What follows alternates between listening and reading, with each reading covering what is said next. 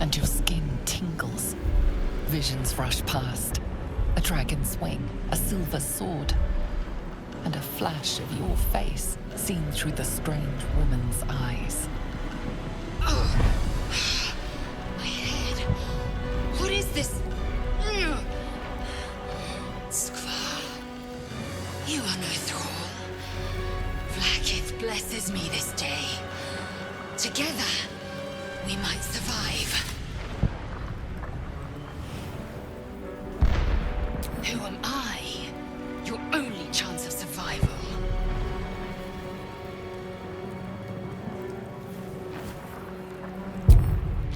First, we exterminate the imps. Then we find the helm and take control of the ship. As for that thing, it will remain tame as long as it believes we are thralls. It may be of use in the fight to come.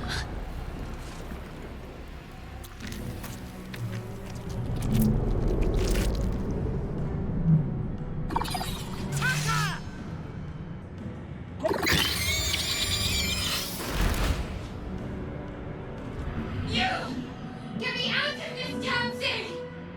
We have no time for stragglers.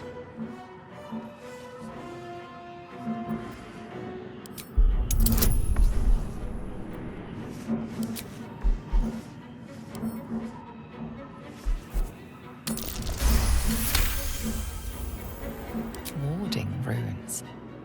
You feel them drawing energy from the console near to the pod. Are you satisfied? We need to go! The construction is too alien. Nothing looks familiar. This ship is crashing. Do you intend to die for a stranger? Hurry! Please!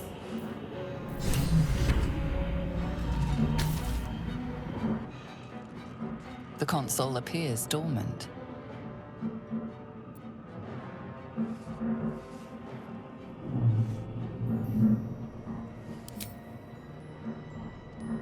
The console hums to life.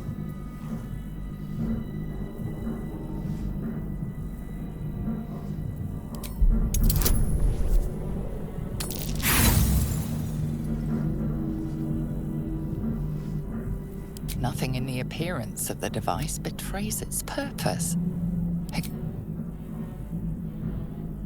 Suddenly, you feel a hideous squirming in your head. The parasite. Then discomfort fades, and another sensation washes over you. Connection. Authority.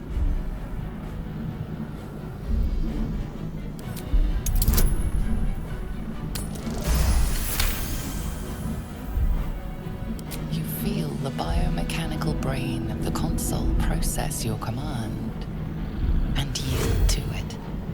A shiver runs across your mind. You feel sated.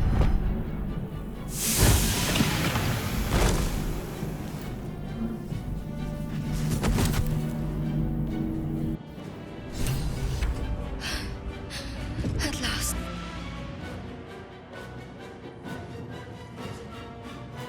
I thought that damn thing was going to be my coffin. Thank you. Your mind lurches into her thoughts. Her gratitude is mixed with wariness, because you have a gift with you. You keep dangerous company. Fair point. Looks like there's plenty of fighting ahead. Let me come with you. We can get off this ship and watch each other's backs along the way. Shadowheart. One moment.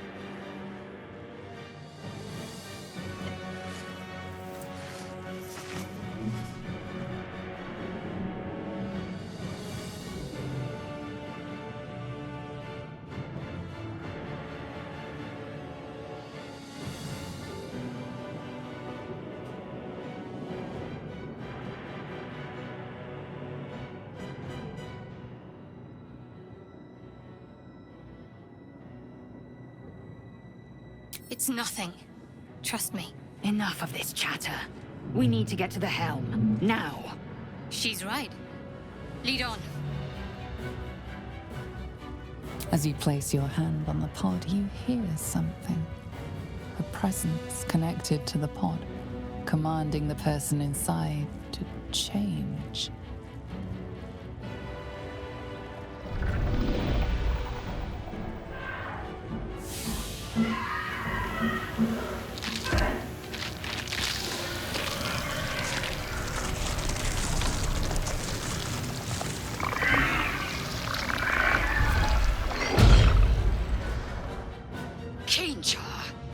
Changed at the pull of a lever. How? If we are not purified, this may be our fate. We are nearing the helm. Once inside, do as I say. Who put you in charge? I'll trust my own judgment. Yank.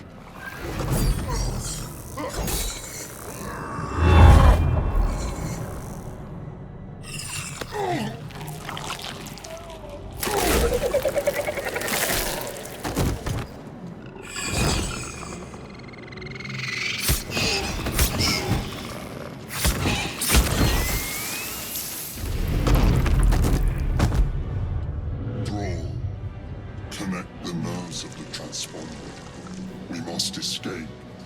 Now. Do it. We will deal with the gate after we escape. Connect the nerves. Nerves! We will connect them. The helm's alien transponder. You've made it in time.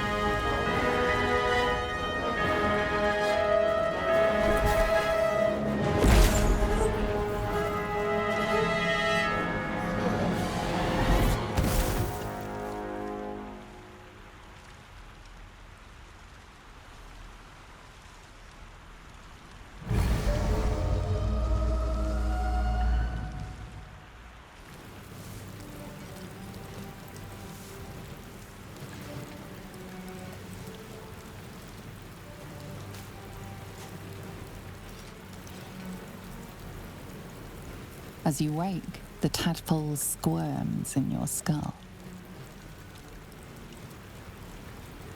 Other than the infection, you're more or less intact. A miracle, given everything you've been through, but it'll all be for nothing if you don't find help soon. The tadpole is a death sentence, and the clock is ticking. You need a cure.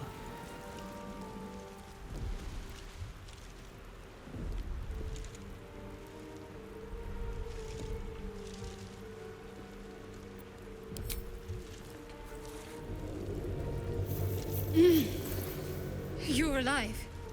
I'm alive. How is this possible?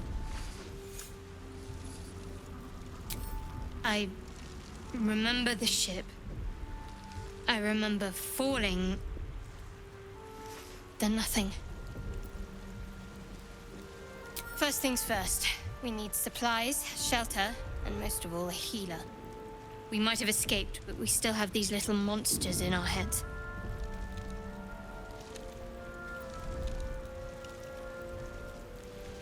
No, I don't recognize this place. But anything's an improvement on where we just came from.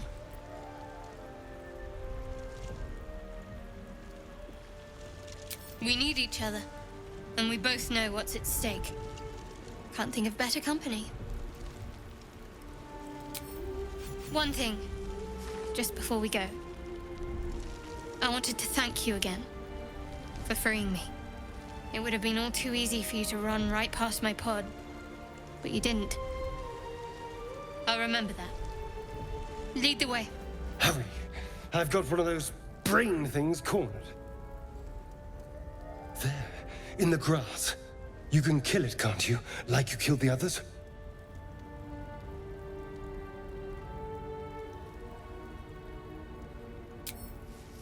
I was hoping for a kind soul.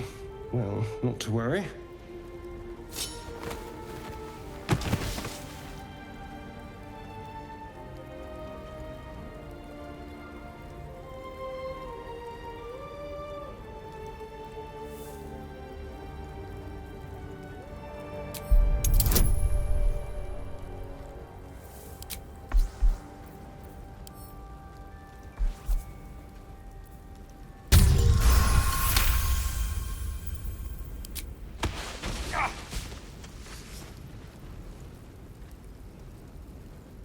I saw you on the ship, strutting about whilst I was trapped in that pod.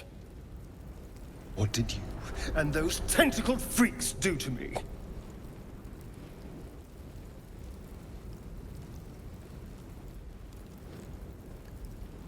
I'm not an idiot.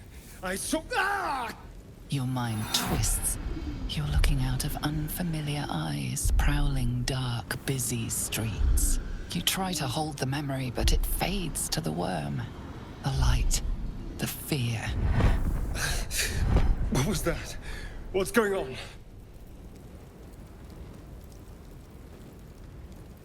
The worm. Of course. That explains things. Somewhat. And to think, I was ready to decorate the ground with your innards. Apologies.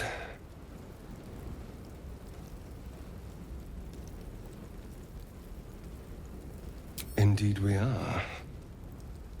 Please, allow me to introduce myself. My name's Astarion.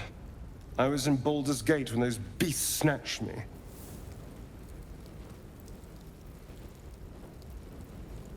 Is that so? We clearly move in different circles. So, do you know anything about these worms? Turn us into...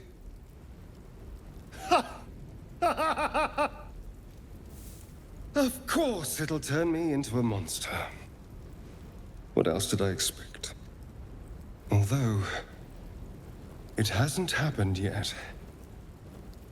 If we can find an expert, someone that can control these things, there might still be time.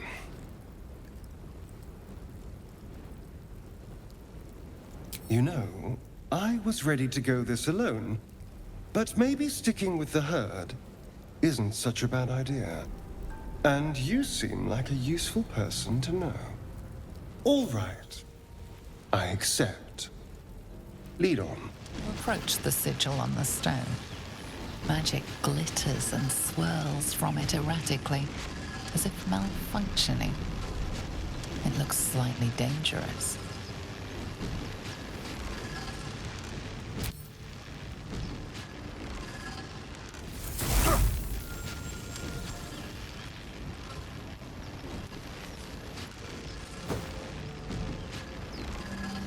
A hand?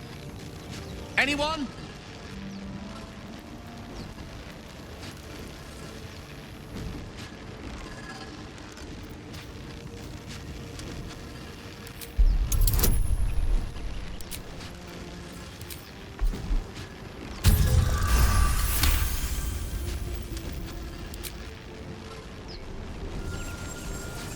Whatever you're doing is working wonders. Now a quick little pull should do the trick.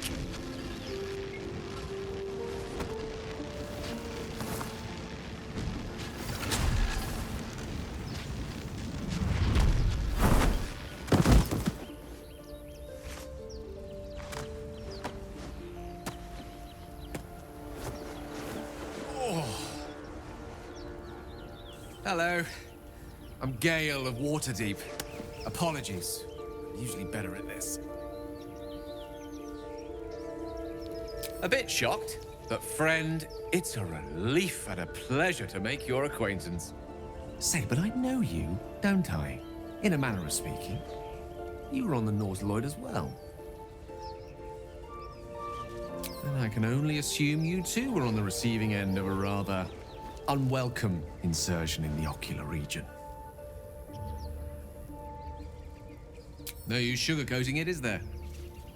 The insertee we speak of, this parasite, are you aware that after a period of excruciating gestation, it will turn us into mind flayers? It's a process known as seromorphosis, and let me assure you, it is to be avoided. You don't happen to be a cleric by any chance, do you? A doctor? Surgeon? Uncannily adroit with a knitting needle? You seem to know enough about our condition to realize it's beyond most clerics' skills. Most, no doubt, but I find myself hoping to be in the presence of the few. You don't happen to be one of them.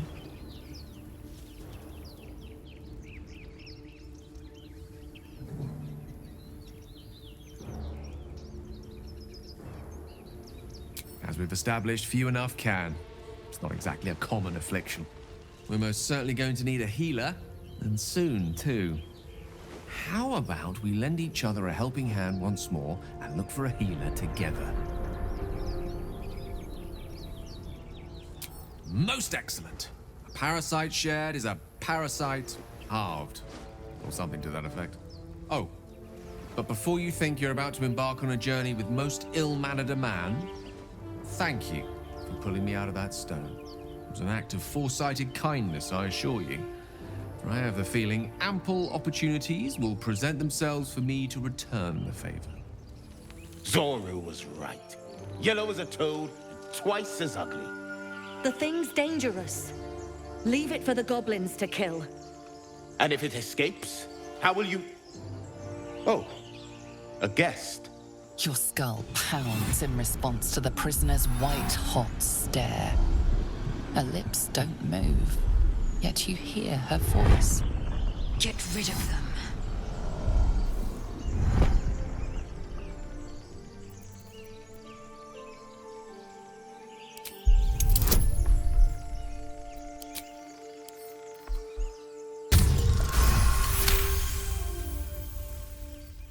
He's right.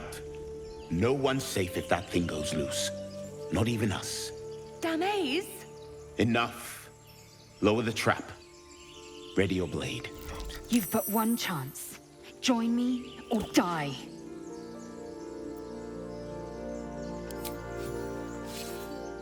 No! You lying rat! The tadpole hasn't yet scrambled all your senses. Auspicious. But the longer we wait, the more it consumes. My people possess the cure for this infection. I must find a creche. You will join me. Careful. She obviously sees your kindness as weakness. Don't let her take advantage.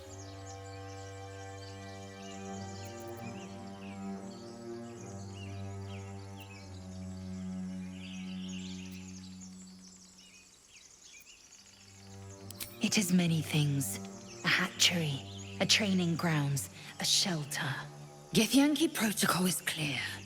When infected with a ghaik tadpole, we must report to Augustil for purification.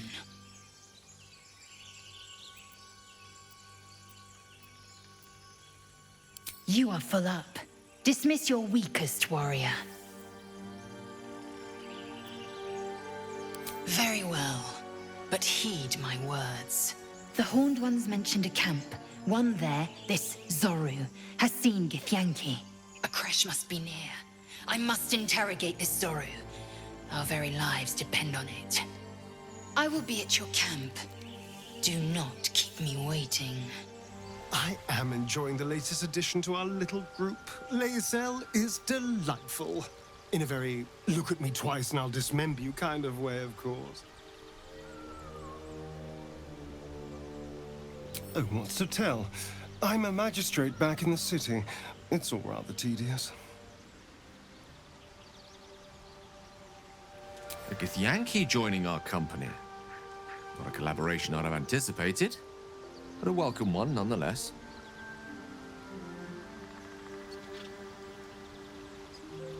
Let's see. I hail from Waterdeep, City of Splendors. I am a wizard of considerable acclaim and scholar of exceptional accomplishment.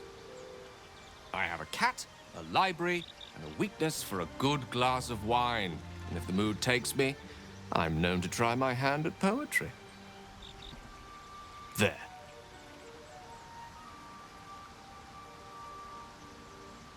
Didn't that paint enough of a picture?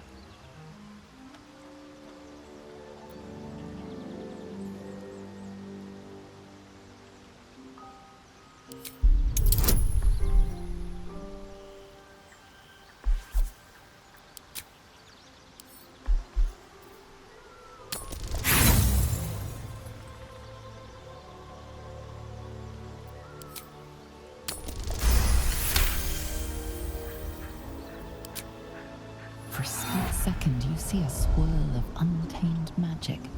Then his defenses drop like a portcullis. Out! That was uncalled for.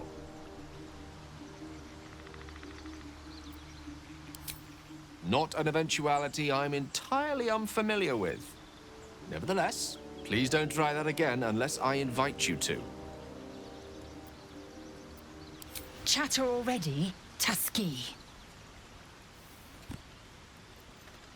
I expect I am your first. Of course you haven't. They would have cut you from navel to neck. You are no less alien to me than I am to you. I know of your kind, but I do not often encounter them. That large, fleshy nose of yours looks like a mistake.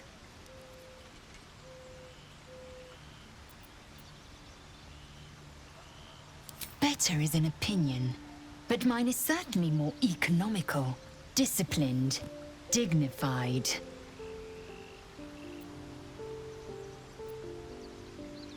I understand much beyond your comprehension. More to the point, I know the cure for our condition. It is imperative we locate a creche. You do well to observe more and question less. Yes, in great detail. It starts with a fever and memory loss. Then you start to hallucinate. Your hair falls out, and you bleed from every orifice. Your bones will change form. Your jaw will split to allow room for 4 great tentacles. All skin will turn to gore and be shed to reveal new flesh underneath. Then you have ceased to exist, and a mind flayer is born. Because I do not intend to let this happen. Not to me, and if you stick with me, not to you. We must find my kind and be rid of the parasite. It's as simple as that. The first symptoms should have long since started, though. That is what puzzles me.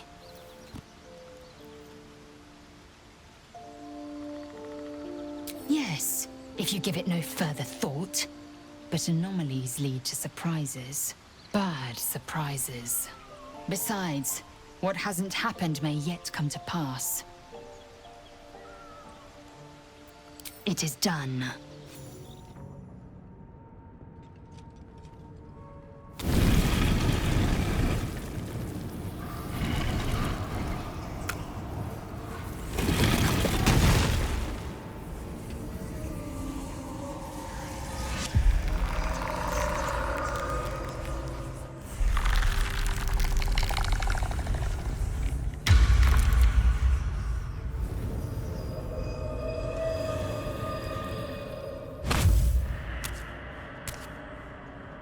So he has spoken, and so thou standest before me. Right, as always. What a curious way to awaken. Now, I have a question for thee. What is the worth of a single mortal's life?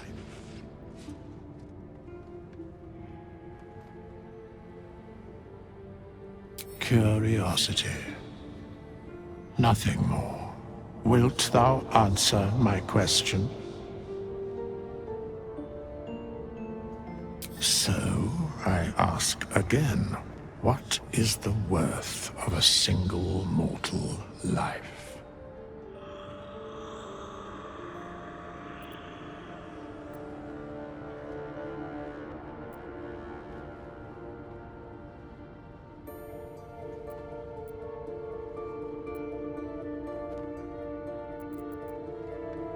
A life and how it is lived are different equations.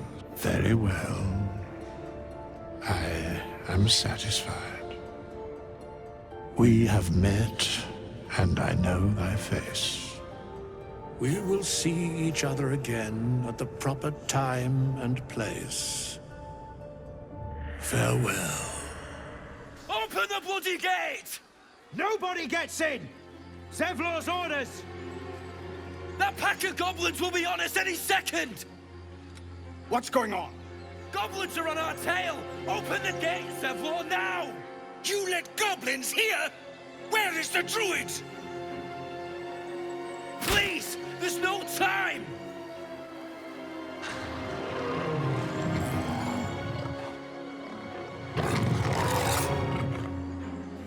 By the 9 hells! Open the gate!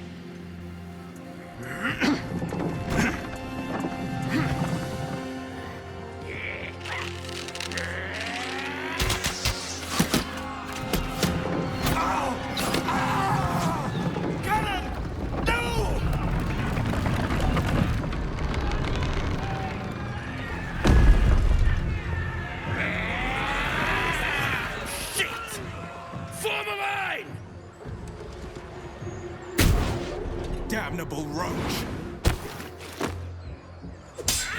Provoke the blade! And suffer its sting. There are children here, you fool! We was running for our lives. You led them straight to us, and you let them take the druid too? Unbelievable!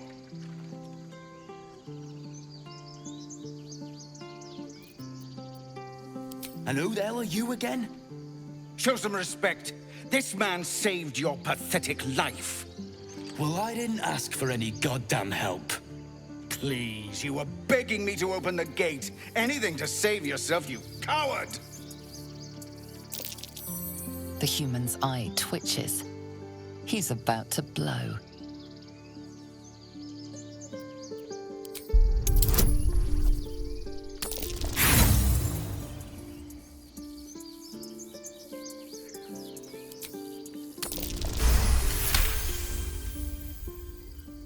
You're right. There's too much at stake. Worried about your precious hides? The both of you. Enough! Squabbling is pointless. The goblins have found us. At least we agree on that. Forgive that display. Aradin's a blowhard, but that's no cause for me to join him. Thank you for your help out there. I'm Zevlor. Well met. I should warn you, visitors are no longer welcome in this grove. Whatever your business, I'd see to it quickly. The druids are forcing everyone out. This attack will only strengthen their resolve. There have been several attacks by different monsters. The druids blame us outsiders for drawing them here. Nobody's welcome anymore. They've started a ritual to cut the grove off from the world outside. We can't stay, but we'll be slaughtered if we leave. We're no fighters.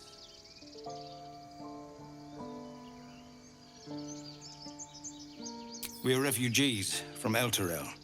We took shelter here after gnolls attacked us on the road. We were bound for Baldur's Gate, and it was too late to turn back. Elturel had no place for tieflings after the descent.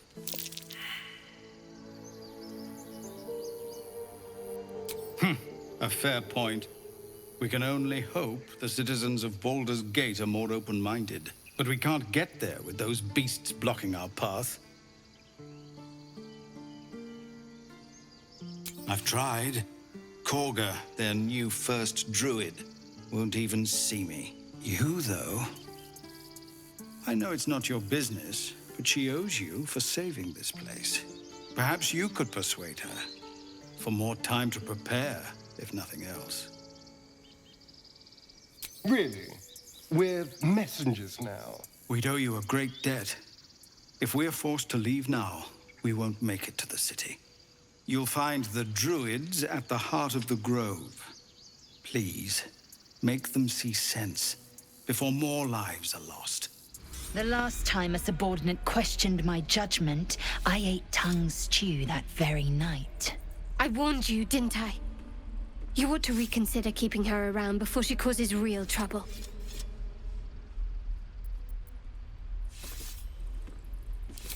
Roth, soon you will be vomiting blood and tearing apart your own flesh. When the tentacles sprout from your lips, will you still cry that I was rough?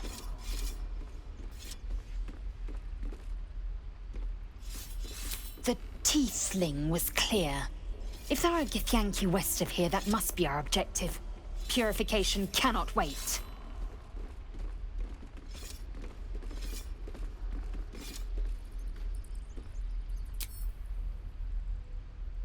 I am unfamiliar with the...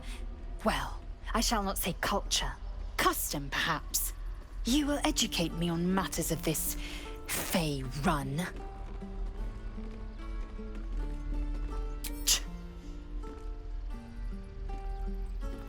The creche holds the Zaithisk. It will cleanse us of the parasite. By covenant, I can say no more. Go on. Give me a best shot.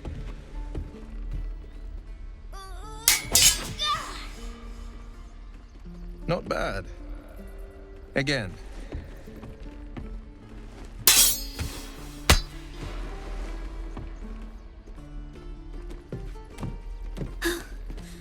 I can't do it. I'm not like you. Umi, I don't need you to be like me. You just have to buy enough time to run. Come on. I believe in you. You can do this.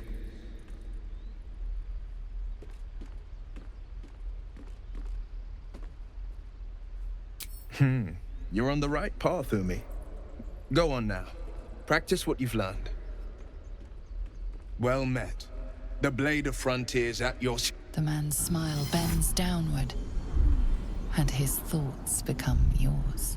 You are the blade of frontiers racing through the wastes of Avernus.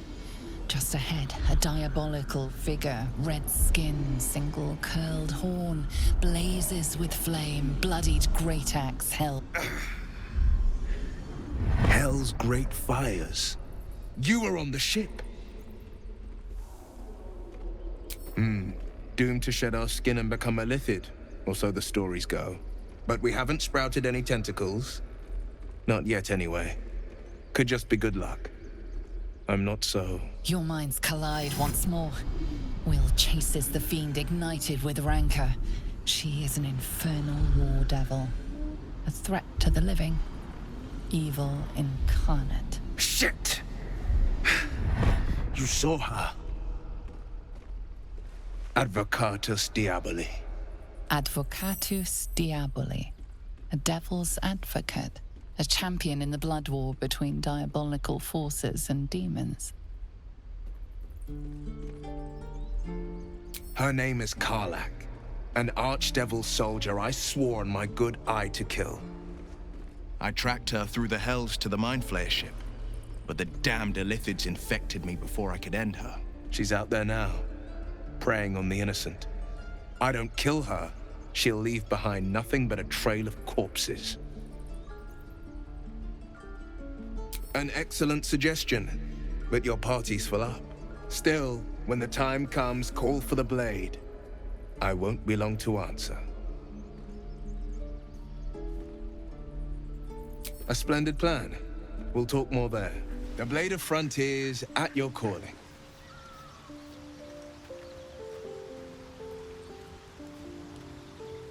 Karlach's fires raged in Baldur's Gate before she escaped to Avernus, as my source told it, and she was planning to return.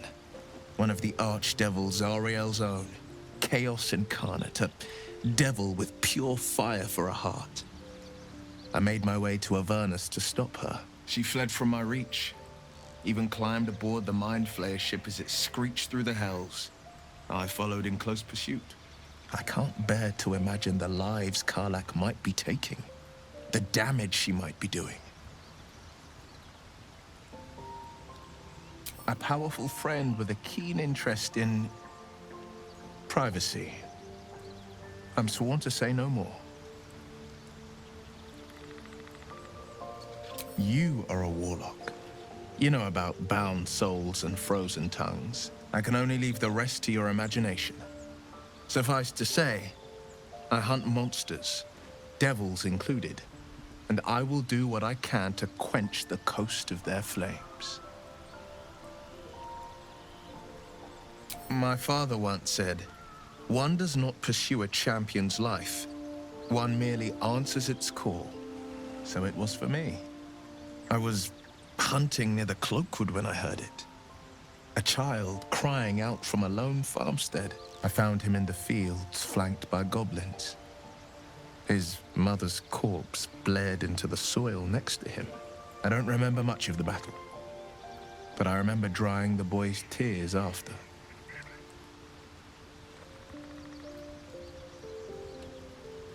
Proud? No. Angry. Angry at the monsters preying on innocents. Angry at the so-called good gods for tolerating the cruelty of the evil. Angry at myself that it took so long for me to see the coast suffering. The frontiers demanded a blade, and so I heeded.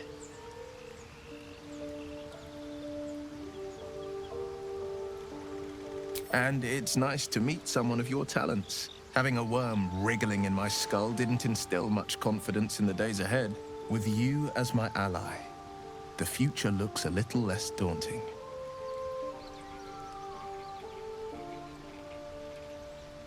A most vicious one, in fact. It's made from pure bloodstone, carved from the Galena Mountains just north of the Moonsea. A reminder that sometimes blood must be shed and sacrifices must be made. But that story is reserved for lifetime friends and calmer days.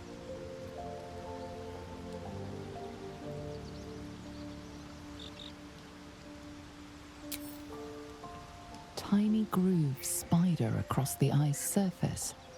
It resembles a sending stone used to confer with distant contacts.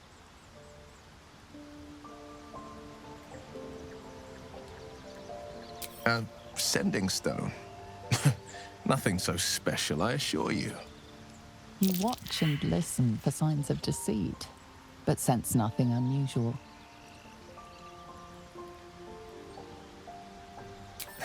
I've come to know a fair few village clerics, but none with the skill to pull these worms from our heads. From what I understand, there's a healer called Nettie in the Grove. Perhaps she's got the talent. We should pay her a visit. A tingle runs through your head and down to your feet. Ah, there it is. That shiver. Our little brainworms have made fast friends, it would seem. How do you feel? Surprising is just the word, isn't it? Before the Illithid's unscheduled surgery, I'd felled hundreds of beasts and a fair few fiends. The tadpoles weakened me, suppressed greater talents, but beyond that, I've showed no signs of turning.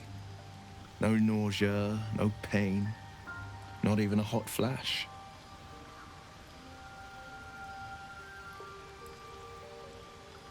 Perhaps the worm's vat was poisoned. Perhaps we're uncommonly fit. Or perhaps the tadpoles are merely on holiday. We could conjecture all night. I suppose the why doesn't matter so much as the what next. And that answer is plain as the horns on a war devil's head. We get these things out. Let's get some rest. Dawn comes sooner than we think. A fine evening, don't you think? The moonlight shines warmly on us. The breeze caresses our faces. Hideous. All of it. Would that I were doing battle up there, among the tears.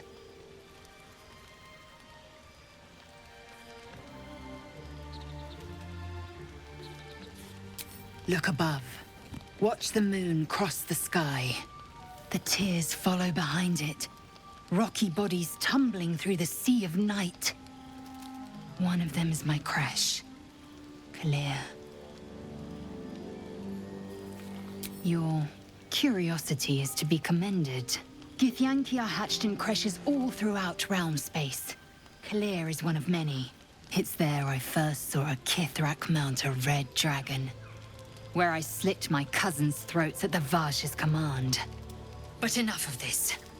You are wasting your resting time. Come dawn, we resume our search for a creche. You know, I've been thinking, reflecting on what tomorrow might bring.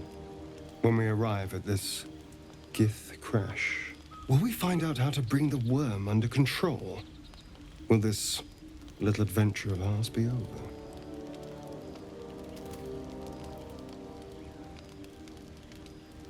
Good.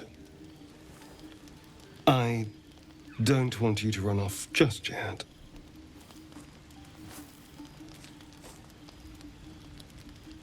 You're quite the ally after all. Traversing Avernus, surviving the crash, surviving everything that's followed. I'm not easily impressed by people, but you're stronger than I gave you credit for.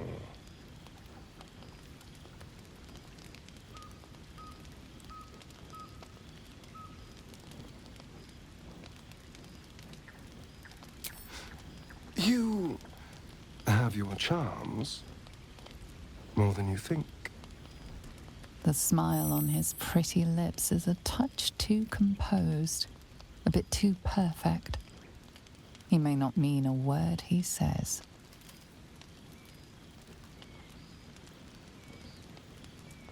Oh, you're no fun.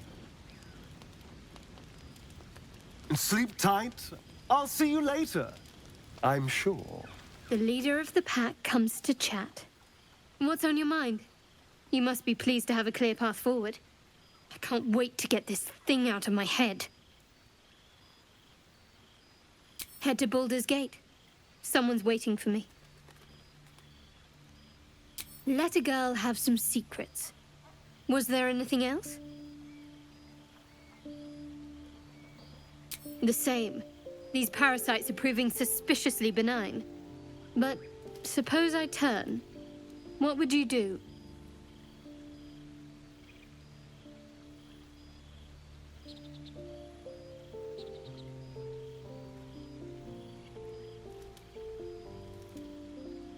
Really? I'd just kill you. Anyway, get some rest. Try not to dream about tying me up. We meet again, as predicted. I shall be here in thy camp for whenever thou hast need of my services. There are many answers to that question. None are important. Correct. No. Beyond mortal realms, there doth exist an amalgamation of spirits akin to thine own, ensnared by the treacherous cult of the Absolute, felled in its name. They bear great discontentment with their destiny. For a mere pittance of coin, I might summon the worthiest among them to lend aid to thy undertaking.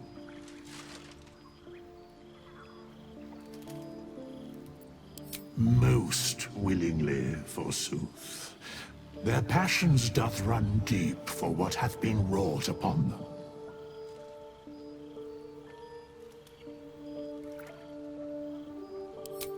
Suspicion always haunts the guilty mind. My services are all that I can proffer thee. What thou wilt do with them is for thee to undertake.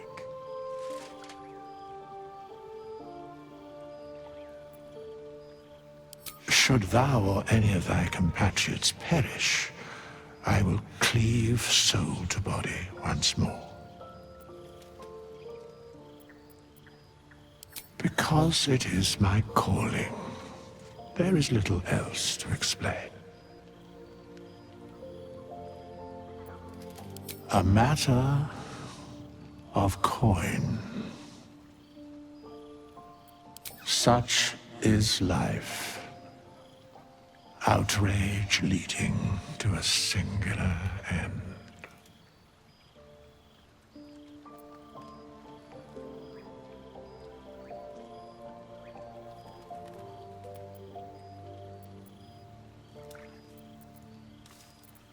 Then I shall wait here patiently until it is acquired.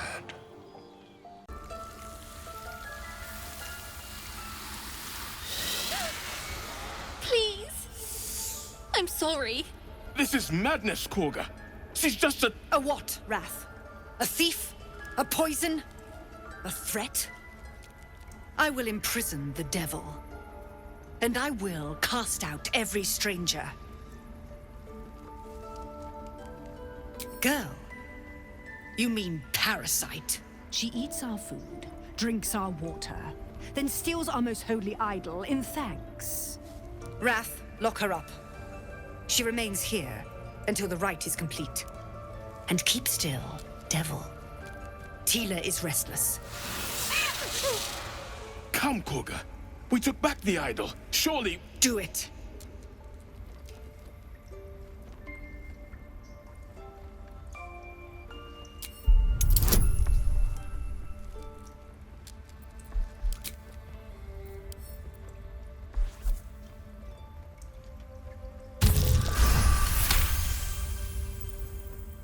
I hear the Tree Father's spirit in your words. It is as you say. Sifisif, Tila, to me! Out, thief. My grace has its limits. It hurts. Thank you, Korga. Master Halsin... Halsin isn't here. Keep his name off your tongue, lest Tila pierce it. I know that look. You're wondering why I was in pain before. Let's just clear the air about that now. It's just an old wound that hurts me from time to time. Nothing to be concerned about. It's nothing to do with the tadpoles, at least, in case your imagination is in danger of getting away from you. It's just something I have to live with. Quite a lot, if I'm being honest. But it always passes quickly, so I can manage.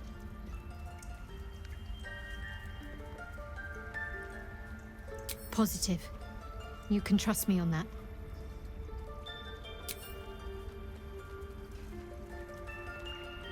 There's no story. None that you're entitled to hear, anyway. Just forget you ever saw it. They're ravenous predators with fangs like daggers. It's hardly an irrational fear to harbor. You've been decent to me so far. Maybe if you can, don't make me face any more of them. At least, not alone.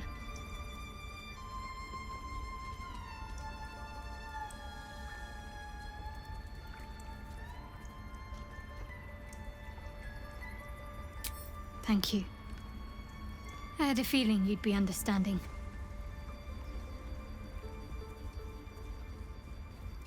We've been through quite a lot, with likely more to come. Care to narrow it down a little?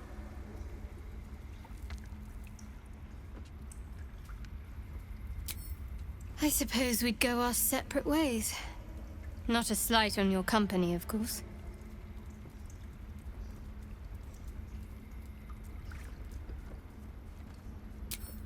Perhaps. Perhaps not. If we do survive, we'll have separate lives to return to. I need to get to Baldur's Gate. There's someone waiting for me there.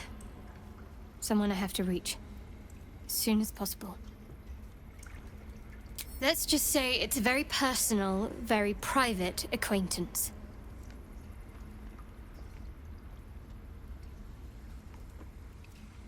Must I? Thinking about it won't help. We know what to do, so let's do it.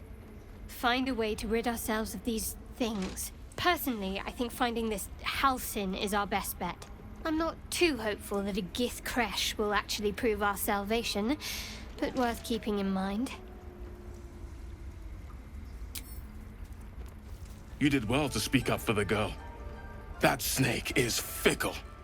A tragedy prevented. Nothing befitting a child. Nothing befitting any of our world's creatures. We've let a snake replace our leader. She will see the tieflings driven out, or worse. Master Halcyon. Perhaps goblin caught, perhaps dead. He'd set Mistress Korga back in line. Hold her to task, stop this damned ritual. More will die if the rite is finished. So many more, sent into a world gone mad. Would you? I would give anything to see Halcyon return home. Sylvanus' blessing upon you, and my gratitude as well. Halcyon is an elf with the presence of a bear. He left west with the adventurers. You won't mistake the first druid for anyone else. Go on. Say it. You think I'm a monster?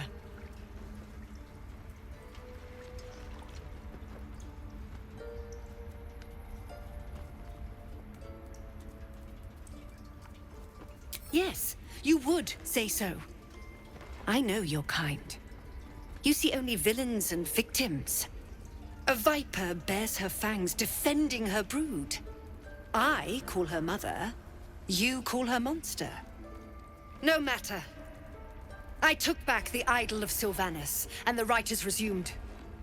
We will seal the grove, free from harm, free of intruders. The Rite of Thorns. It is the Tree Father's gift that none come to harm. When we speak the final prayer, the great vine will sprout forth. The grove will be cloaked in bramble and thorn. No one enters, no one leaves. Sanctuary. None of this can happen while Outlanders infect us. Sylvanus demands that we choke them out.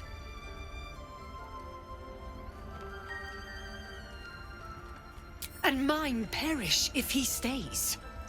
You showed great mettle at the gate. The mettle of a skilled sword for hire. I want you to provide your services to Zevlor. Offer to guide the Outlanders out of the grove. I'm sure they'll reward you well. They're to be gone before final prayer. If they are not, the Viper must strike.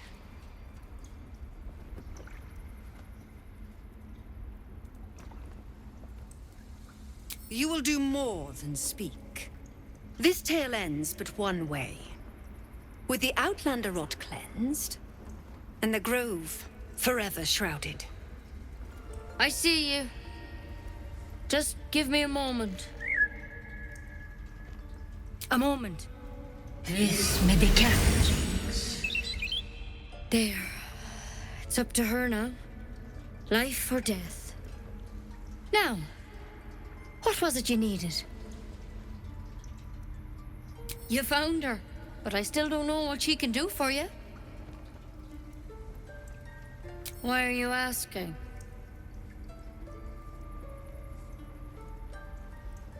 A tadpole.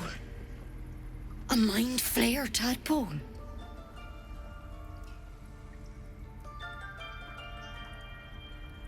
I'll do what I can. Come, follow me. This one had the same problem as you. Attacked us in the woods together with some goblins. tadpole crawled out of his head soon after. Seems so. Gave Master Halsin a right start.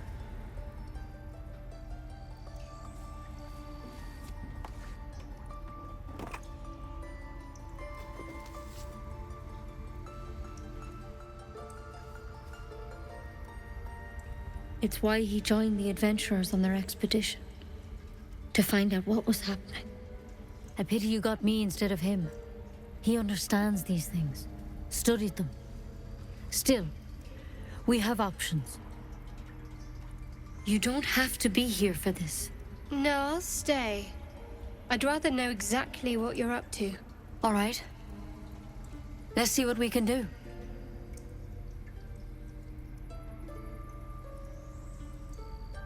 She shifts uneasily, hesitating. Something's off. It might. But first things first. Tell me about your symptoms. Have you noticed anything strange happening?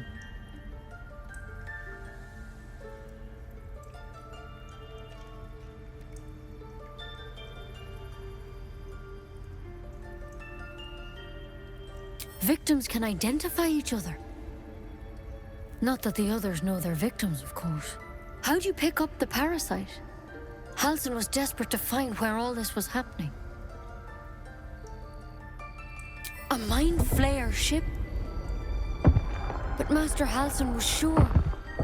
Look, you've been straight with me, so I'll be straight with you. You're dangerous. If you transform here, we're all dead. But you seem like a good soul. You deserve a chance to save yourself.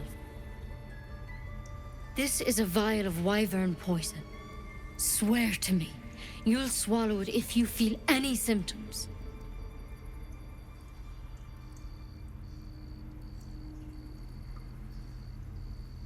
The thorn? Coated in a fatal toxin. It was a last resort, in case I couldn't trust you. I don't have a cure. Only a way out. I'm sorry for misleading you, but I had to be sure you weren't a threat before I told you everything. Now, do I have your word or not? I hope it doesn't come to that, but thank you. Here. You know, I've spent my life treating folk and never once saw a mind flayer infection. Then suddenly, there's dozens of you. Maybe more. Master Halsin and I were tracking them, studying them, trying to figure out what the hells was going on. Because you should all be changing. There should be a small army of mind flayers out there. But you're not. Weird powers aside, you seem perfectly normal.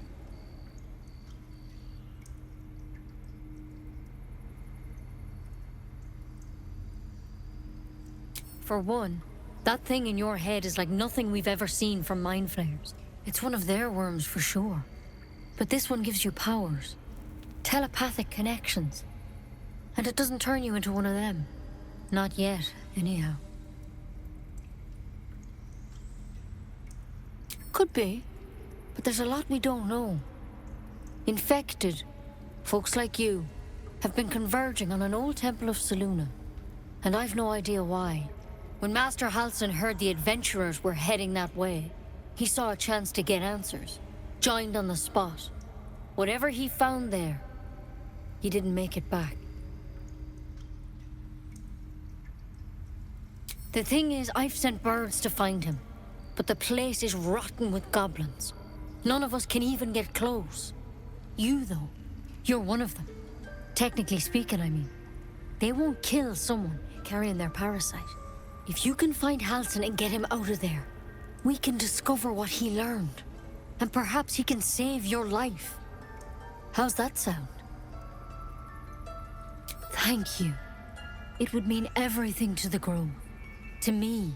I wish I could tell you more. But only those adventurers know what happened out there.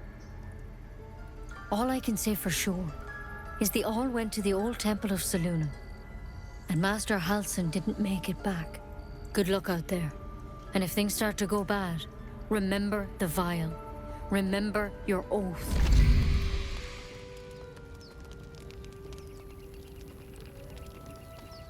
My, what manner of place is this? A path to redemption? Or a road to damnation? Hard to say, for your journey is just beginning. What would suit the occasion? The words to a lullaby, perhaps. The mouse smiled brightly. It outfoxed the cat. Then down came the claw. And that? Love. Was that? They do know how to write them in Cormier, don't they? Well met. I am Raphael. Very much at your service. Charmed, I'm sure, in more ways than one. We should have a chat, you and I, but not here. This quaint little scene is decidedly too middle of nowhere for my tastes. Come.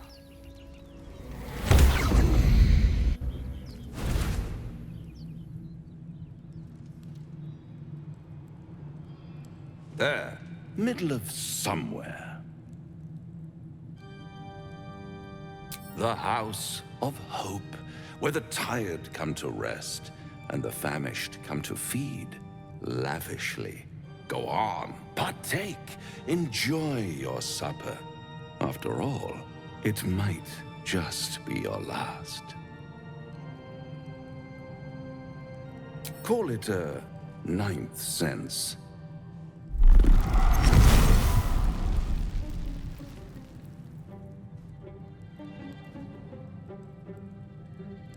What's better than a devil you don't know?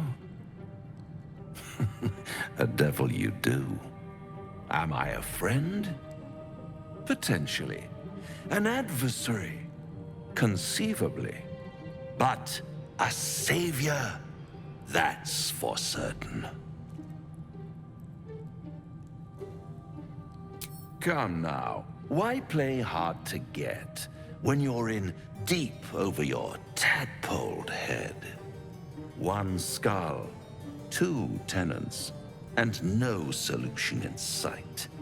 I could fix it all, like that.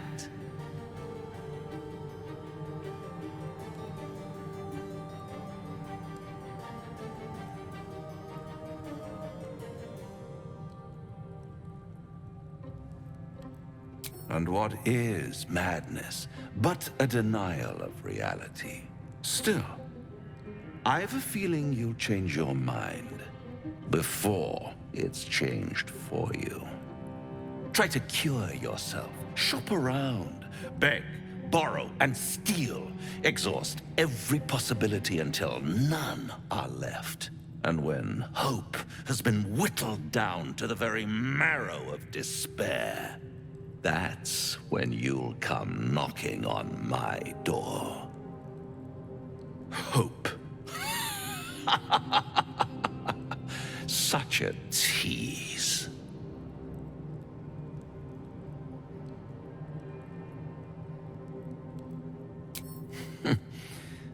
I've always wondered what a laughing mind flayer sounds like. All those pretty little symptoms, sundering skin, dissolving guts, they haven't manifested yet, have they? One might say you're a paragon of luck. I'll be there when it runs out. You should leave it, or even destroy it if possible. This rubbish is an offering to Selûne. At best, it's worthless. At worst, who knows? Could be cursed. Do not trifle with that moon witch, or her trinkets. Only trouble will follow.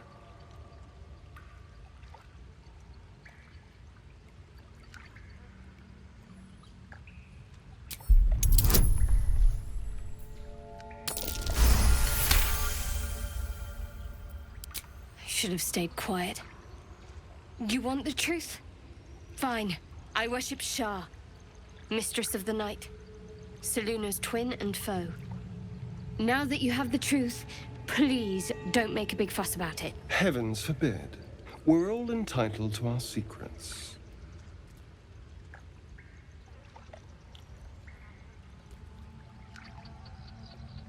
Forever, ideally. And you assume too much about what I can and cannot tell. Secrecy is everything for Shah's children. It is our code, our creed, our shield. I even keep secrets from myself. I had my memories suppressed, so that nothing I know could be used against the Dark Lady. Once I prove myself, my memories will be restored. I'm not sorry I kept this from you. Not one bit. Though, perhaps that might change, if you can show an open mind.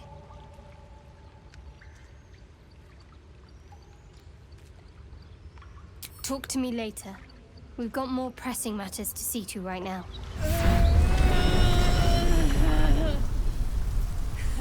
One horn. The stink of Avernus. Advocatus Diaboli.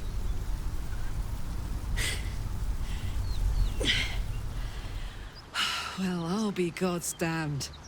The Blade of Frontiers. Thought I'd shaken you for good. That'll teach me to underestimate you.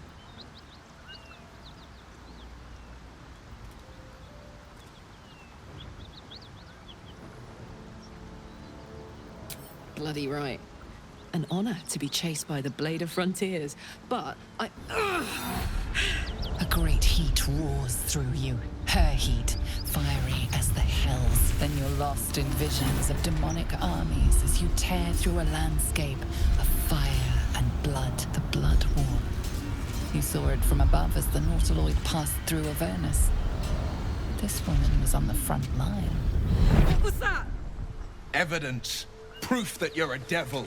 A gladiator in the Archdevil Zariel's army. I can explain, but it's a whole situation. If you just hear me out... Another vision. Karlach's blade raised, slicing through devils, Zariel's servants, as her eyes dart around, seeking escape. Her rage and desperation seep into you. She's a victim of the Blood War, not an agent of it. She's trying to trick us. Don't believe her lies. You saw the truth. I never wanted to serve Zariel. I was enlisted in her army against my will. Forced to fight, and fight I did. When I saw an opportunity to get away, I took it. Finally home. Or near it, anyway. You served her. That's enough to damn you. Will catches his breath and his lips straighten. Sheer dread twists his face. You don't know what you're saying. You're asking me to trust a devil.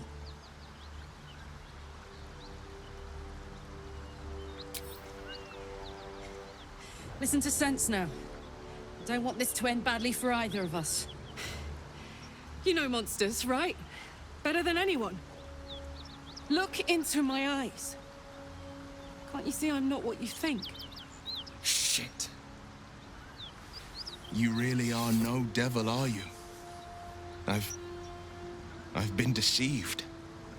Oh, thank the gods. Thought I was gonna have to take your head. You would have died in the attempt. But there have been enough threats today. Truce then, eh? Aye. Truce. I'm Karlach, but you already knew that. And you are... Well met, soldier. Nice to meet a friendly around here. It's been tough going so far. I may not be a devil, but I can put the Blade's reputation to work.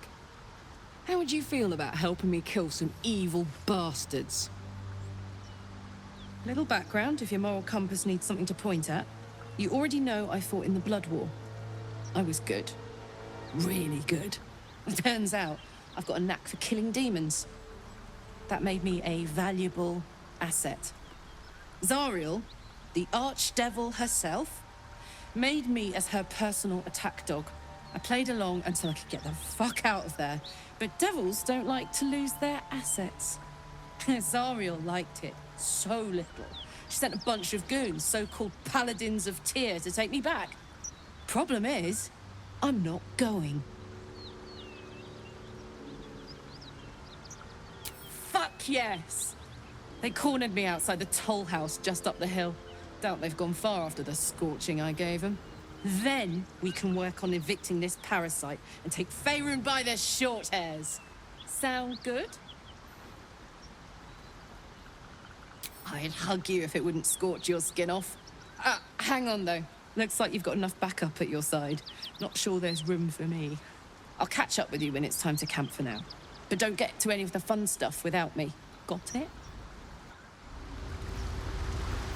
As much love as I hold for Baldur's Gate, these frontiers delight me as much as any bustling street. You've been witness to a pantomime, I'm sorry to say. And I've played my part all too poorly.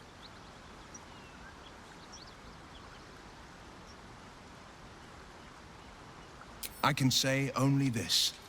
Karlach's not the only one who's had a villain's knife held to their throats. Gods, what now? Do you have a tax collector on your tail? You're closer than you think. One night soon, when we make camp, the veil will be lifted, and I'll pay my penance. You're not in any danger, I promise. I can't say the same about me. Karlach and Will seem to have put their differences aside. I thought it was going to come to blows for a moment. I thought we were going to see some real sparks fly between Will and Karlach. It's almost a pity things ended so amicably. Seeing those two duke it out would be fun.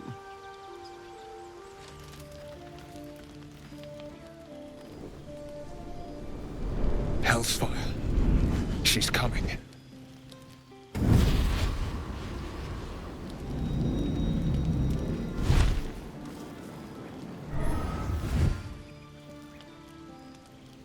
Will, you've been naughty.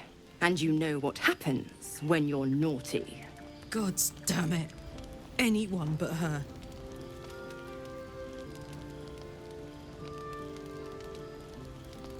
Handler's the word, if it's all the same.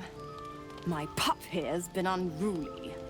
And his leash needs a yank. We had a deal, Will. But Karlach's still breathing. I've taken more pleasant shits than you, Mizora. And at least those can be buried after. That's no kind of talk for a lady. By the way, Karlach, Zariel sends her regards. You told me! Devils only! She's a tiefling, not a monster! How precious. The little pupster's found his bark. Clause G, Section 9. Target shall be limited to the infernal, the demonic, the heartless, and the soulless. Karlach meets the criteria, pet. Trust me on this.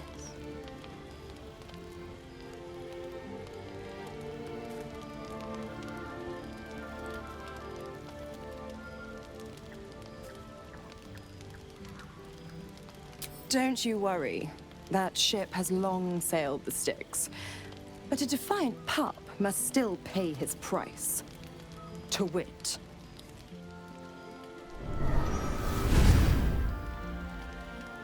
Will burns in the fires of Avernus. The lightning storms of Dis strike his flesh. His soul passes through each layer of the hells, gaining their essence and their torment.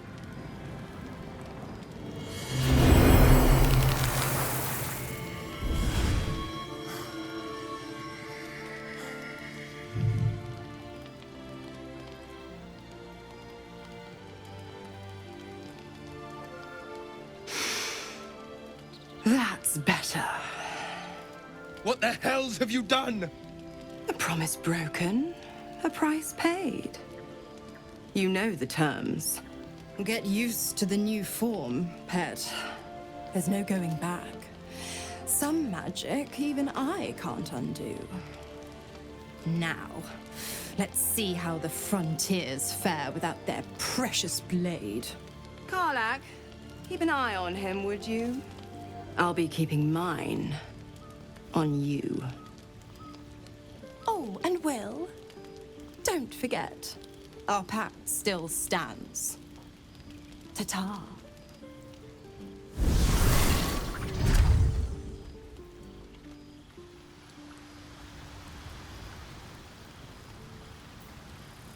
We get along quite well, I think. Gods damn her, straight back to the hells. Just look at me. I did what was right, and Mazora made me pay for it. I'd be hunting devils and demons, she said. Traitors and hypocrites, heartless evils of all sorts, but not Zariel's victims. Not innocent tieflings.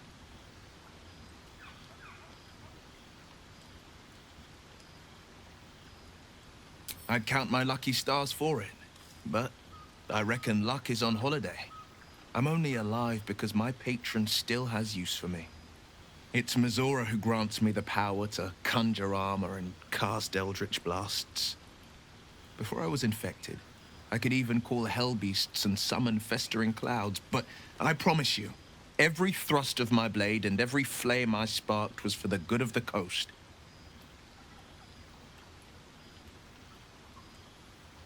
I can't utter the terms or circumstances of the pact.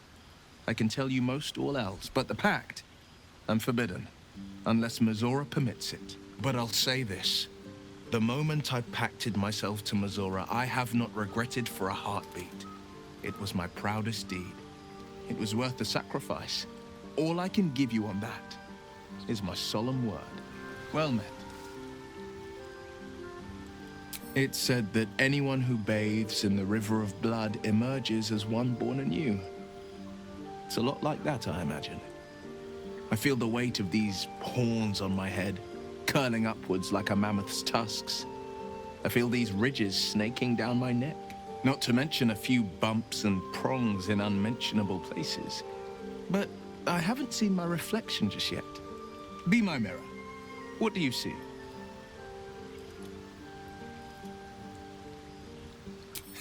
I can't tell if you're being silly or serious. I'll accept the flattery either way.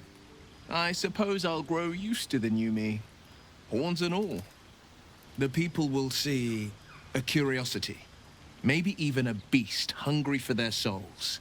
But I will slay their monsters, keep them safe, and one day they will see the Blade of Frontiers again.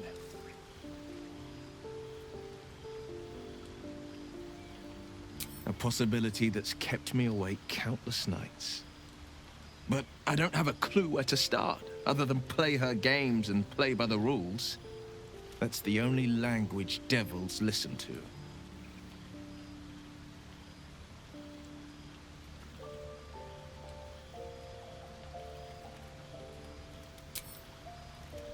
There could well be. She has the blighted thing. What I know of it is simply what has engraved itself upon my memory. My contract is very clear. I can bring Mazora no harm. She'll have to let me out of my pact willingly. The only way out is if I can out-bargain her. We're standing here with nothing but the clothes on our backs and the worms in our heads.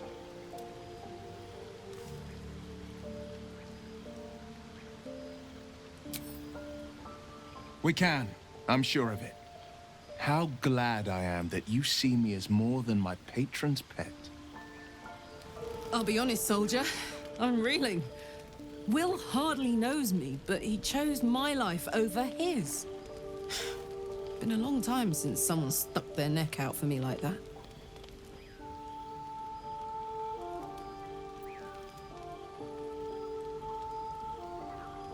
Wouldn't be courage without the risk, would it? I'll figure out a way to make it up to him.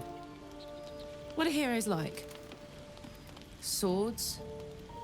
Shields? Shiny things? Fuck them. Fuck Zariel. I won't go back. I'm never going back. If any of Mummy's little friends want to pick up where the others left off, they'll find nothing but a pile of ash.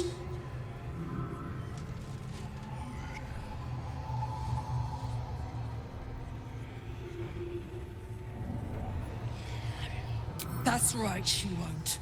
She can't. She couldn't even lay a finger!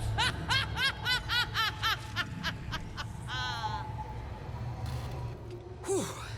Had to let off a little steam after facing off with those ignots.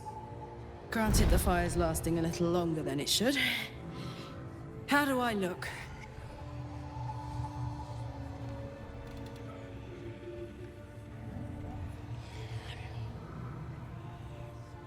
Careful, soldier. If I burn any hotter, I might explode. Hear that?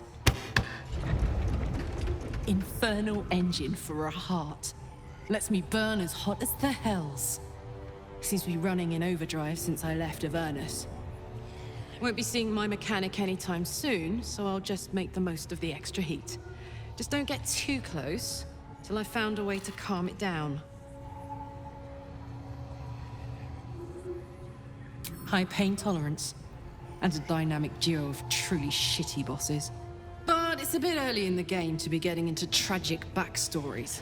Let's save the Scar show for later, after we've worked up an appetite for tragedy. Meanwhile, I'll need to find someone who can tune up my engine sooner rather than later. Believe me when I say this thing is hot. The first time I faced down those paladins, they let slip there was an infernal mechanic in the area. A tiefling. He might be able to stabilize things, if I can find him. A weaponsmith, huh? Not sure if he's the guy, but I'd love to find out. A tune-up would do this rusty heart a world of good.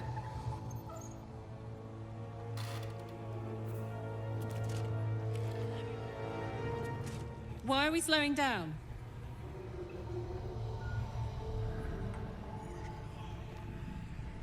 Why not?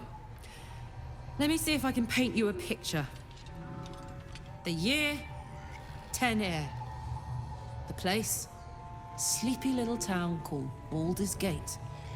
Our hero, Karlach, a knock-knee delinquent from the outer city with everything to give and nothing to lose. I was a kid looking for a way to fill my days and make some cash when I fell into the wrong crowd. Worked for a guy I respected. A lot. Turns out the feeling wasn't mutual.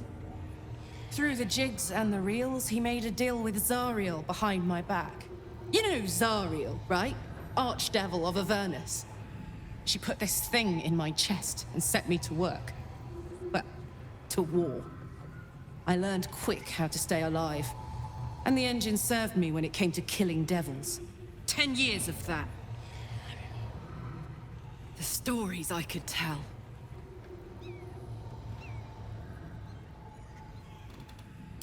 Guy named Gortash. Politician. Inventor. One of these wheeler-dealer types who seems to have a finger in every pie. I guess I was naive to think everything he got up to was above board. What did I know? I saw a job. A good job. With people I liked. Doing work I was good at. Sometimes I'm jealous of that girl. Ugh, to feel so invincible again.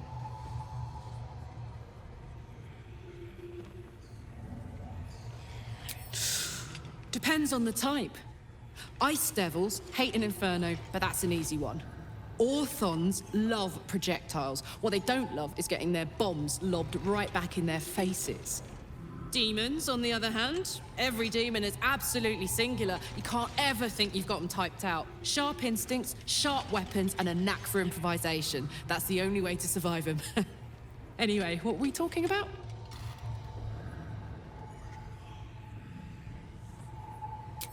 First things first, I need to get this engine tuned up. Thing's powerful, but it's been feeling volatile ever since I left the Hells. Can't be too hard to find an infernal mechanic around here, right?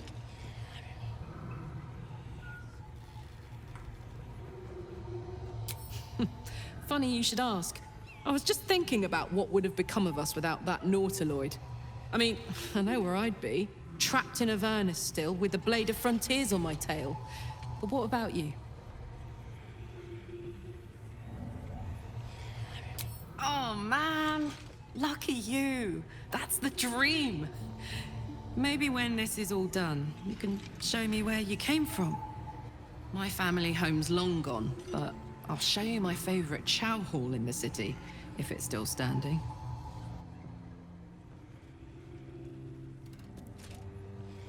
Soldier? We were both part of Zariel's inner circle. Her by choice, me by force. In the grand scheme of things, I'm inconsequential to Zariel. Sure, I've got the engine, but I wasn't even her strongest fighter.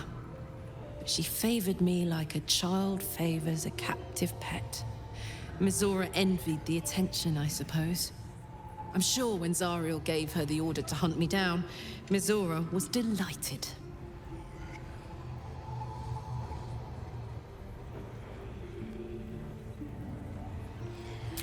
No kidding.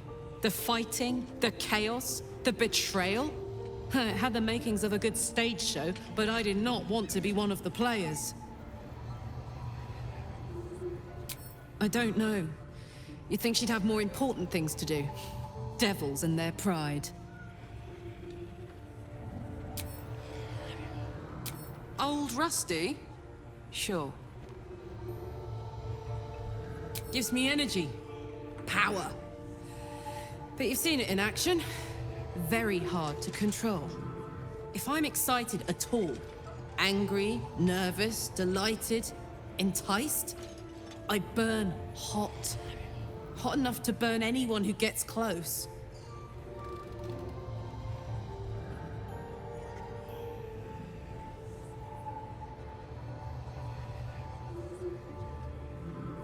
I'd trade you if I could. I miss it more than anything. But hey, that's life. Or so I'm told. Thought I sensed an infernal around here. But you aren't from Elturel. What's your story? I spent a good bit of time in the Hells. Enlisted against my will by the Archdevil Zariel. Same as you, I suppose, if you're from Elturel. The devils were delighted when your city was swallowed up. I thought they had you for keeps. Glad you got out. I got lucky. It looks like you did too. And you brought some infernal machinery with you. A little gift from Zariel. Keeps me burning hot. Very hot by the smell of it. Might be burning out a piston ring or leaking oil. Mind if I take a listen? Be my guest. But don't get too close or your eyes will melt shut.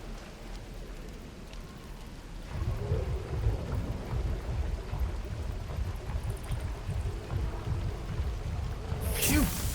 You really are burning up. Whoever put that engine together tried to house metallurgized demono valves inside a Ragnak's alloy casement. Very risky.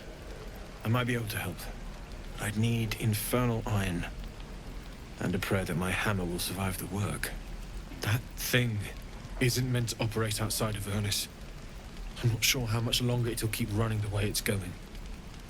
Will you be able to turn down the temperature a little? Worried I'm gonna go in for a handshake and singe someone's arm off one of these days. I'd worry about surviving the night first. But help one, help both. If we can cool you off, it'll stabilize your engine and allow you to touch whomever you please. I've sensed some during our travels. It has a pull to it. Absolutely magnetic, once you know what you're looking for. I can show you where I'd look. You don't sleep well, flitting between dreams and nightmares. Maybe you wake up because you know something is wrong. Or maybe you just get lucky. Shit. No, it's not what it looks like. I swear. I wasn't going to hurt you. I just needed, well, blood. There, in the dim firelight, you see him for what he really is. A vampire, a slave to sanguine hunger.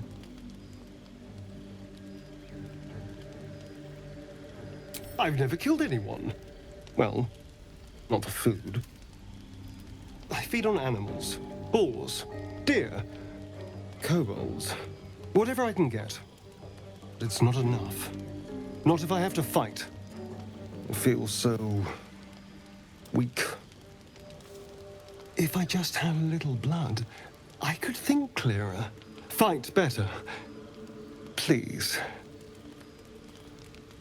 A strange sensation courses through you, and your companion's mind unfolds, secrets half revealed.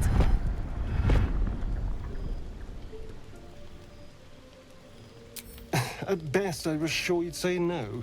More likely, you'd ram a stake through my ribs. No. I needed you to trust me. And you can trust me. Thank you. Do you think you could trust me just a little further? I only need a taste. I swear.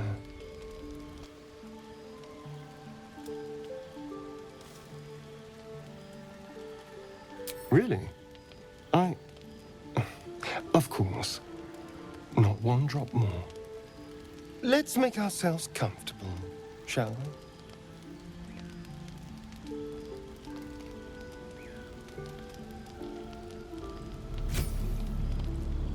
It's like a shard of ice into your neck, a quick, sharp pain that fades to throbbing numbness. Your breath catches, your pulse quickens.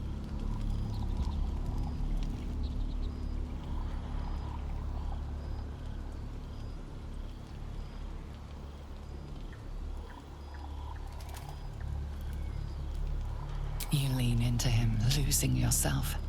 You can feel your blood racing, coursing through both your bodies. A gentle, numb feeling starts to spread.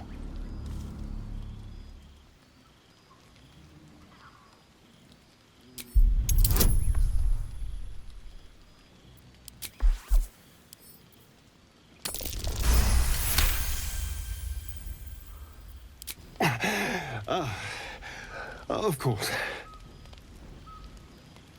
I was just swept up in the moment.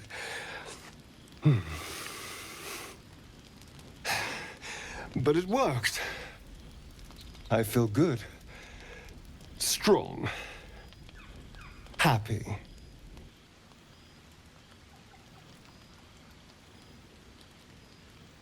Shouldn't take long. So many people need killing. Now, if you'll excuse me, you're invigorating, but I need something more filling. This is a gift, you know. I won't forget it. You watch as he stalks towards the forest, stronger, more confident, ready to hunt. Good morning. How do you feel? It'll pass. Just be glad I'm not a true vampire. A bite from them and you might wake up as a vampire spawn, like my good self. All of a vampire's hunger, but few of their powers.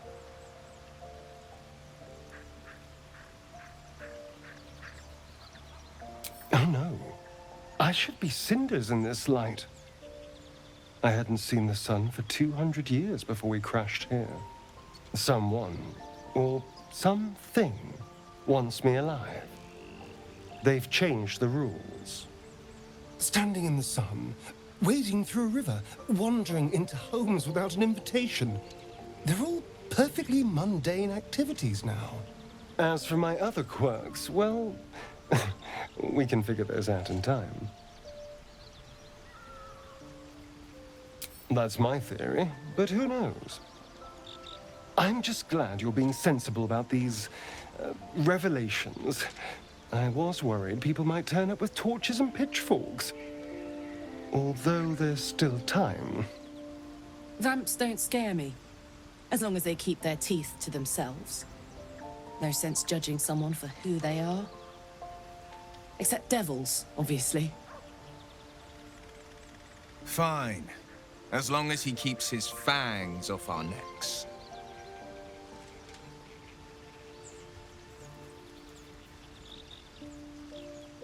Quite the opposite. I'm here in the spirit of openness and honesty, to work together as a team. We all have our shit to bear. As long as you remember your manners, Astarion, you're welcome at my fire. There now. We're all friends again. Shall we go? There's a long day ahead of us. Keep pushing! Duke Ravengard could be inside. On count of 3. 1, 2. Ravengard? He's here. Yes! Now make yourself useful! Push, damn it! Push!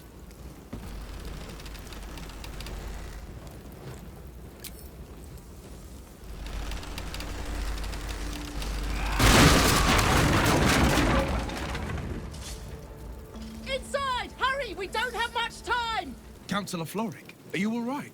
Will, by the main God, what's become of you? A story best left for calmer days. Now breathe deeply. Are you in pain? Scorched throat. A few hairs singed off. Nothing a bit of time and fresh air can't cure. Gauntlet, a new duty calls. Drow have taken Grand Duke Alder Ravengard westward, if my eyes and ears can be believed. Report to the Manic and send for reinforcements. We must find the Duke. On your command, Councillor. No, it can't be. You mean they've taken my... Yes, Will. The Drow have your father. As well you should. He is the great champion of the Council. Commander of the Flaming Fist, the binding force holding Baldur's Gate together. Without him, the city faces collapse. In fact, I fear that may have been the intention of those who abducted him. Will, you must hold little love for your father. But please, find him and return him to the city. Trust us to see it through, Councillor.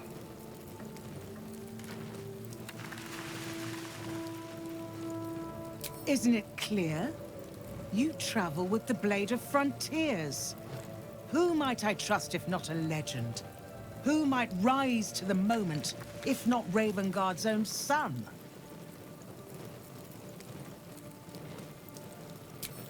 Thank you. When the Grand Duke returns to the city, he'll hail his only son, a hero. Go. You should pick up the Drow trail with ease. I will seek reinforcements and join you when I can. Remember, Will, courage is found in the battle against fear, not in the defeat of it. So Father said. I won't soon forget. Fist, to work. Shit.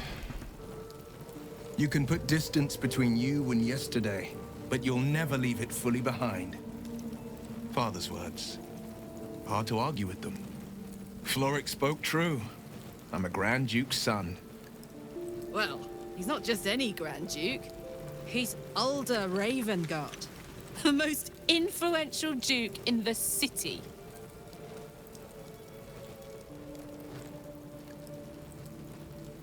You heard right. My father and I were close once upon a time, until he disowned me and cast me out of Baldur's Gate. I can't tell you more. The pact forbids it. My lips are quite literally sealed. He made me an exile. That said, I'm not about to let him suffer at the hands of his captors. I've been asking myself the same question. What makes a Duke of Baldur's Gate so interesting to the Drow? Even the houses of Men's Oberanzen would have little use for my father. No, this is no Drow plot. These absolute nutters, these true souls are behind his abduction. His absence alone will sow chaos in the city. If they were to infect him, he could lead Baldur's Gate to ruin.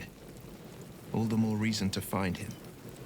The Absolute has seized not just my father, but the future of the Sword Coast.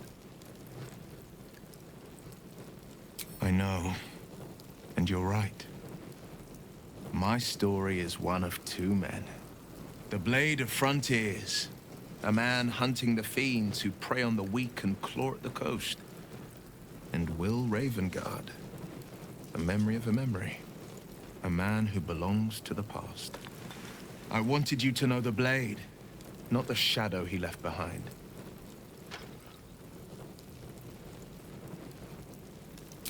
I'm all for it. Not so enchanting as you'd think. The Portiers, the Caldwells, they were the blue bloods hosting the fancy balls and drinking from gold goblets. Father's the son of a blacksmith, born with barely a coin in the coffers. He made a name for himself among the Flaming Fist. Brave as Baldur and stubborn as a deep Rothay. Daring, outspoken, but hardly posh. I spent more time dueling with Father than I did rubbing elbows with lords. Not to say I didn't develop a taste for good wine and the talent for courtly dance.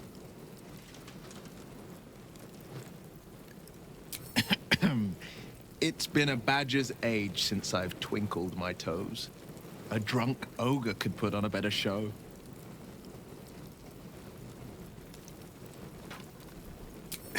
Well, give it some time, develop a bond, and maybe I'll show you a move or two. I promise, clumsy oath is well within my repertoire. Ryder, my time is short. Lead me to... Shh. Such a familiar tone. Were I not merciful, I would slice the skin clean from your meat. Yet you are not bleeding. For I am nothing if not merciful. Your name, child.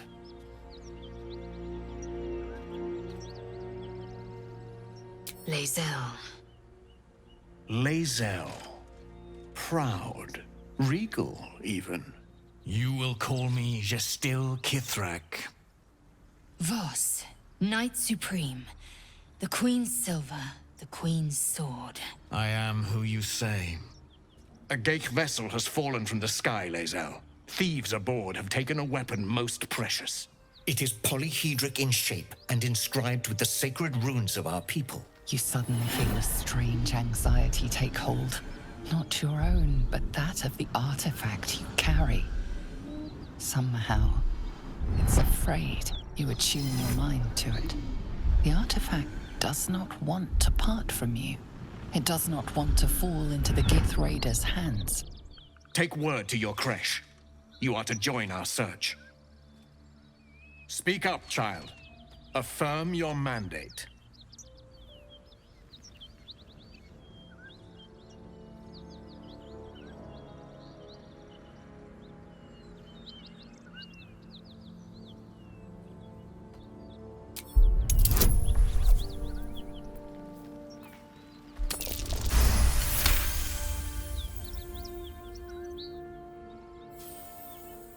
You honor me with this duty, Kithrak.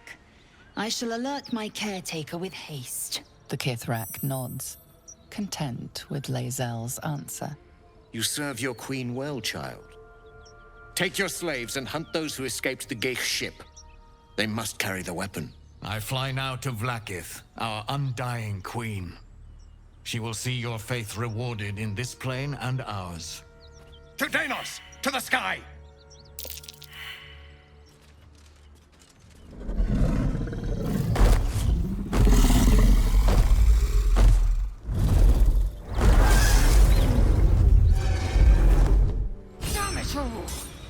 You did well to intervene, vexed as I am to admit it.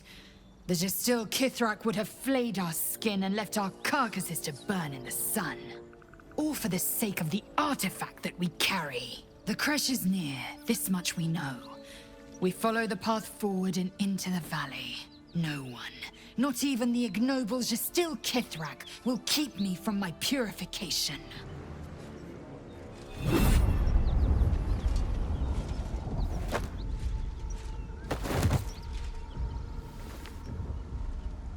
Hear my voice.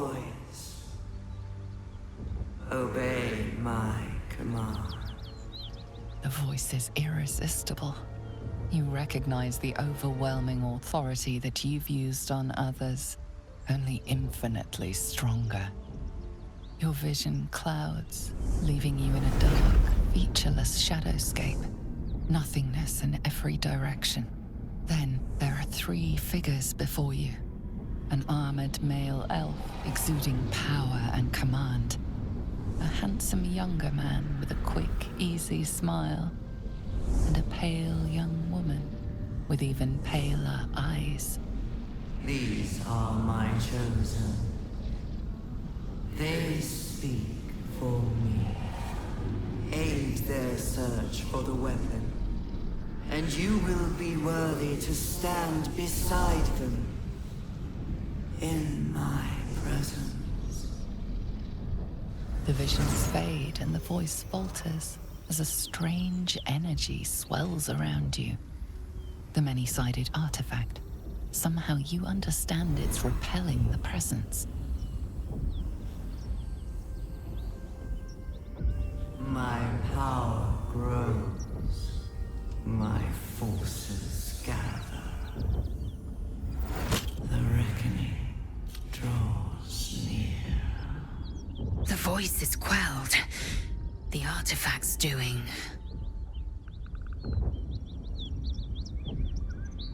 No answer presents itself. The artifact is dormant. The voice and visions are gone. Githyanki patrolling these wilds is an unexpected surprise. Whatever they seek, they'll not hesitate to kill us if we stand in their way. Tiring business, isn't it? All this traveling and adventuring. Why don't we take a little break, Allow ourselves a few moments of rest?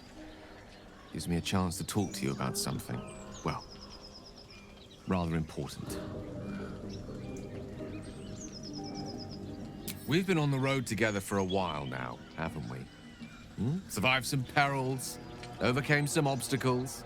Ever since you were kind enough to free me from that stone, I've seen you demonstrate remarkable guile and courage. The way you diffused the tension between Zevlor and Aradin. The way you stood in front of a crossbow to prevent a murder. The way we got Korga to release the girl. The way we got that boy out of a harpy's clutches. In short, I've grown to trust you. The reason I make a point of saying this is that I've grown confident enough to tell you something I've yet to tell another living soul, except for my cat. You see, I have this condition. Very different from the parasite we share, but just as deadly. The specifics are rather personal, but suffice it to say that it is a malady I've learned to live with, and not without some effort. What it comes down to is this. Every so often, I need to get my hands on a powerful magical item and absorb the weave inside.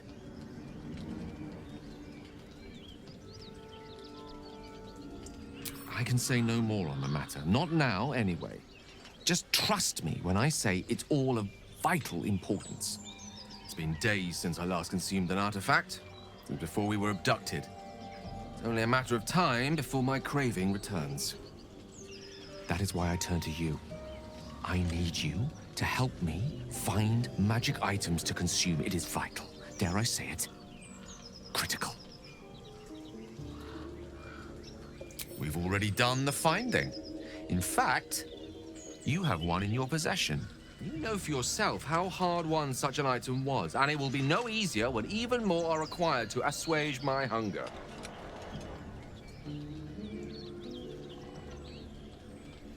There'll be danger involved, or great cost.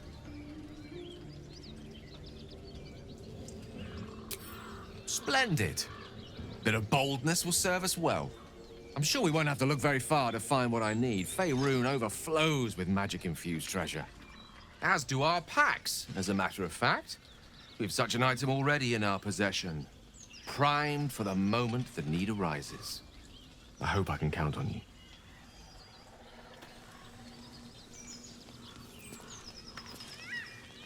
How can I help? Think of it as tribute. The kind a king might pay to a more powerful neighbor to avoid invasion. As long as I pay, there will be peace.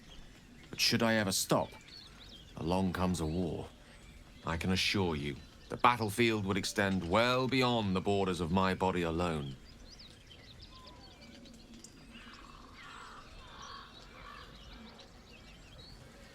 We all have our burdens, one way or the other.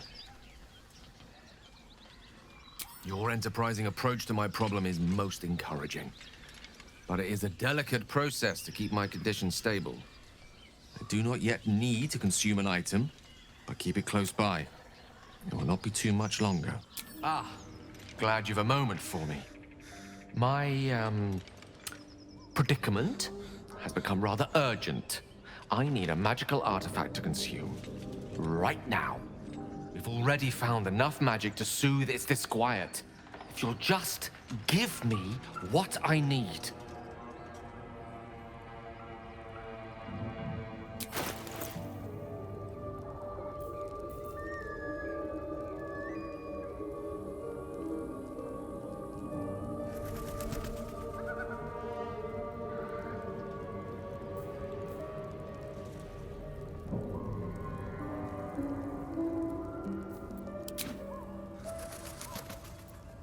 Thank you.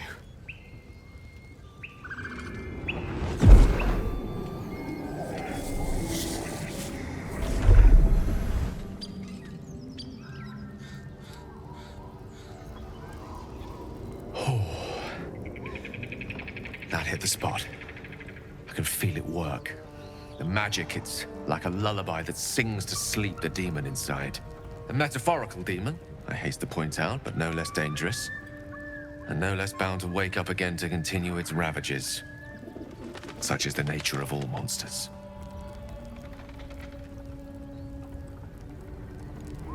Oh, it's not so bad once you get used to it. And, on the plus side, my tower in Waterdeep has never been so free of clutter. Sincerely, though, I understand I ask a lot from you with few answers in return. But in time, all will be told. My lord, I bow to your boundless kindness.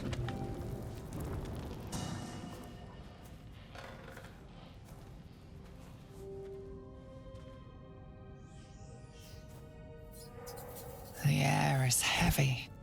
Moisture drips down your forehead. Pain shoots through your fingers.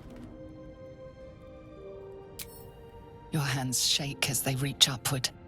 Your forehead remains drenched no matter how much you wipe.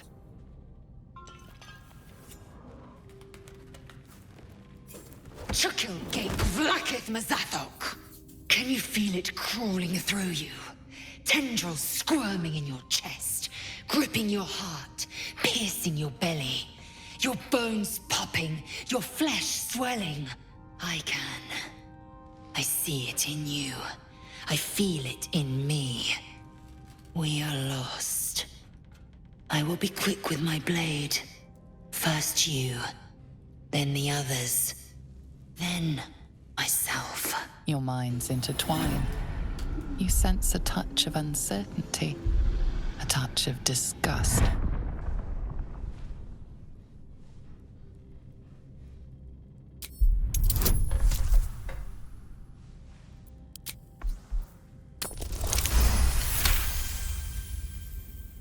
A shadow swims across your vision, and a familiar voice tells you to be calm. You are loved. Lae'zel's fear grips you. Not fear of death, but fear of insignificance. The great warrior Lae'zel, a failure to her kind. She will wield no silver sword, ride no red dragon. Forever unknown to the great Lich Queen Vlakith.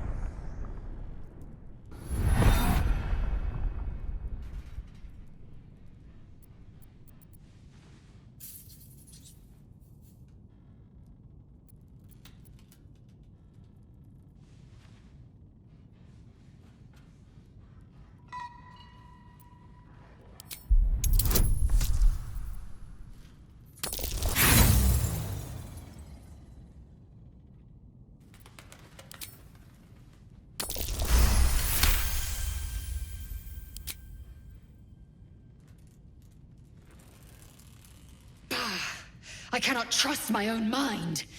So it seems I must trust yours. I will wait. But know this. I am watching. If the sickness does not pass come dawn, I will end us all.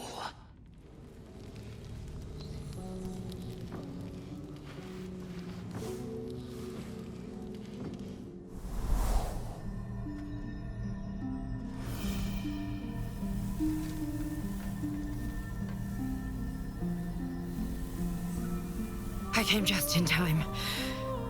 You are transforming.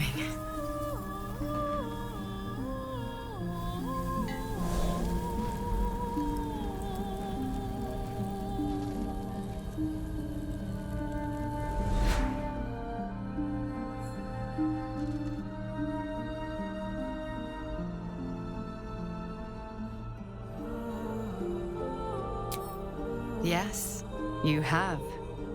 I saved you before.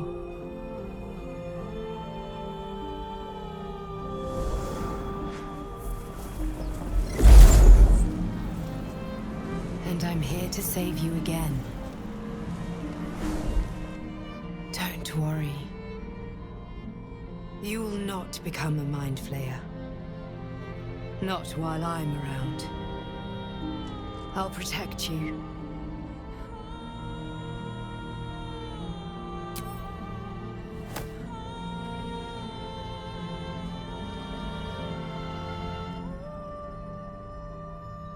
We haven't much time, so listen closely. There is great potential within you. It comes from that parasite. Your instinct is to resist the power it gives, but you must accept it, nurture it. I will keep it from consuming you, but for the sake of both of us, you must learn to wield it.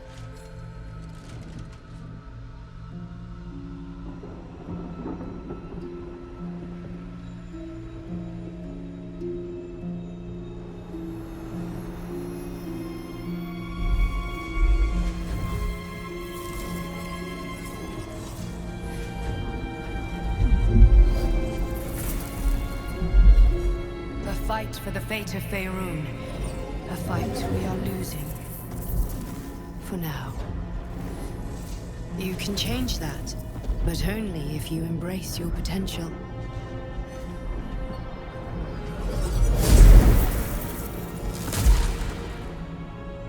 I have to go. The enemy is closing in. I will be back.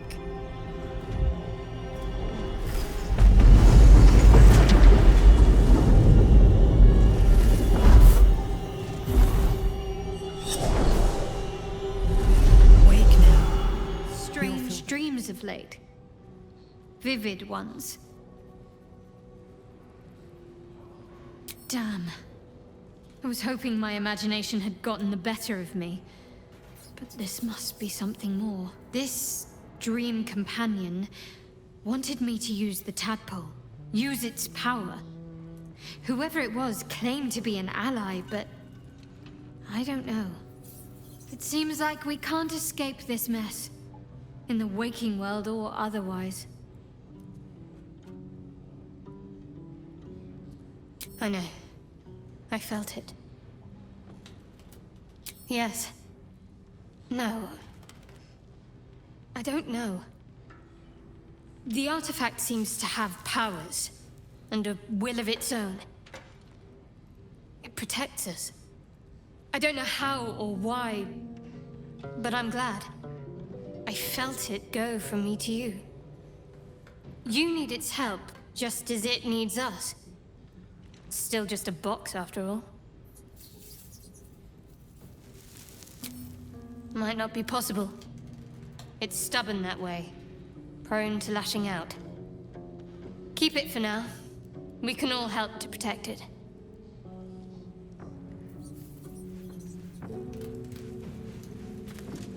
Lady of Sorrows, guide us. Did you want something?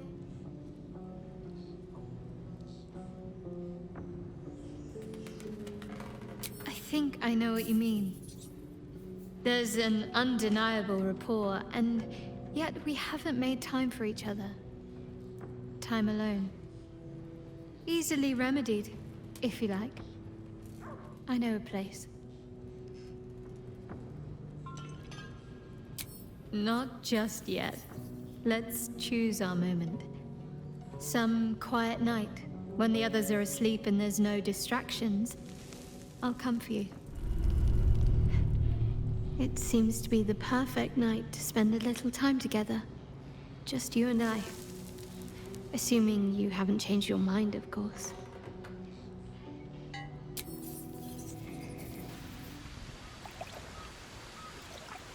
You made it. Come here. Sit with me.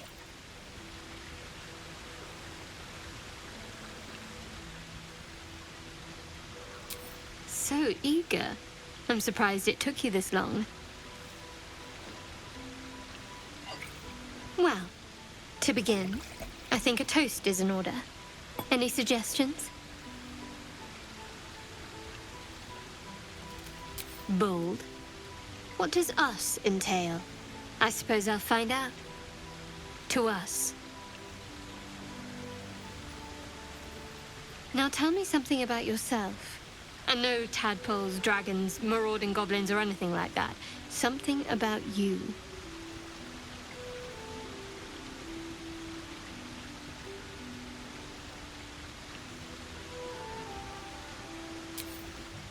Seems like you truly know the city. I never got to explore it to my liking. Don't stop now. Not just as things are getting interesting.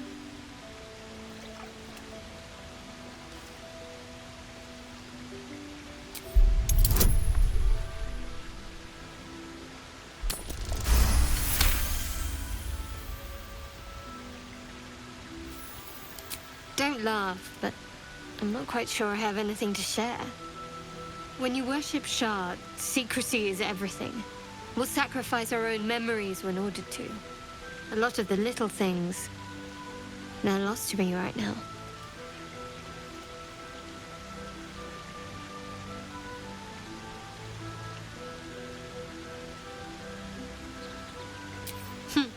I did. And you remembered. You're sweet. There's still plenty of wine, and the whole night is ahead of us.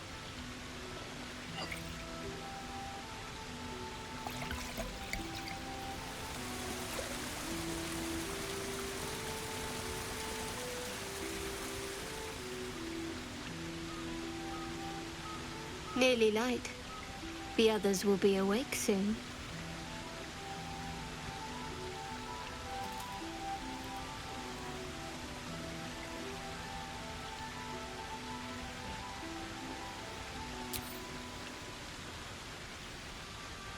What? I know, but you're sweet to notice.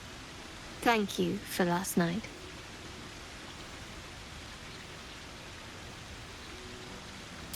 Me too. She trails off. You read an invitation in her eyes.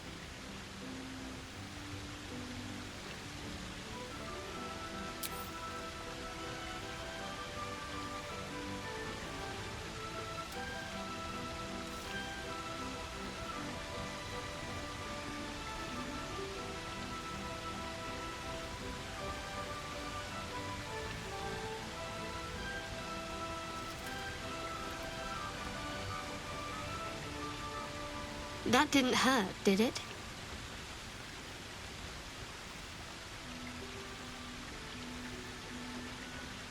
Good to know.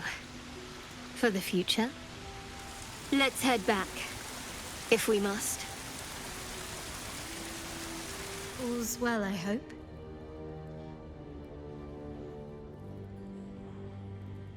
No. I just wanted to see how you felt after the night we spent together. When we talked and kissed.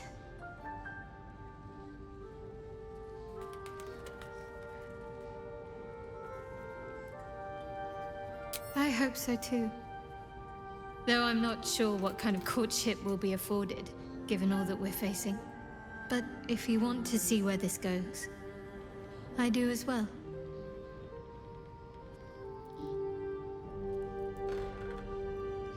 Very serious of you. But go ahead.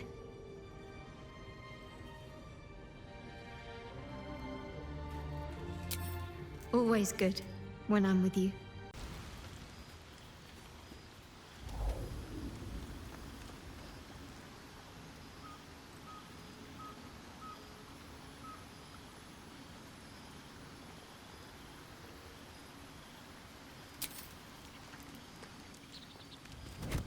Oh. My, you startled me. It's miles away. More or less. I was lost in prayer, of all things. Mystra, for indeed it was her image I conjured, commands all magic. Salvation, if such a thing exists, is hers to bestow or withhold. And yet even now, more than I fear losing my own self and soul, I fear losing my command of her art. Magic is my life. I've been in touch with the weave for as long as I can remember. There's nothing like it. It's like music, poetry, physical beauty, all rolled into one and given expression through the senses. Would you like to experience this? Then follow my lead.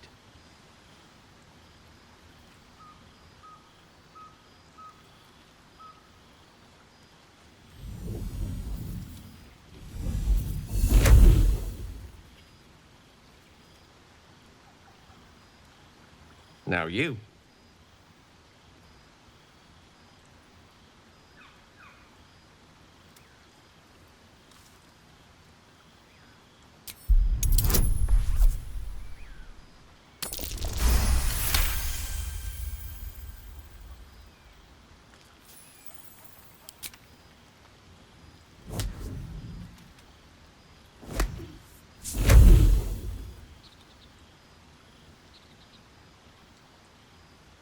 You feel something strange, like a kind word and a kind touch at the same time.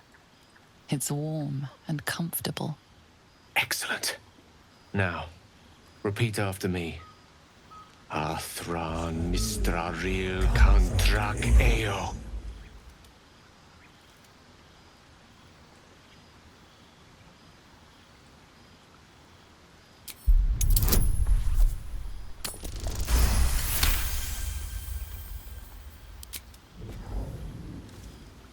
Suddenly, the scent of rosewater and a sense of well-being. A sliver of weave that tastes sweet on the tongue. Very good. Now, I want you to picture in your mind the concept of harmony, as true as you can.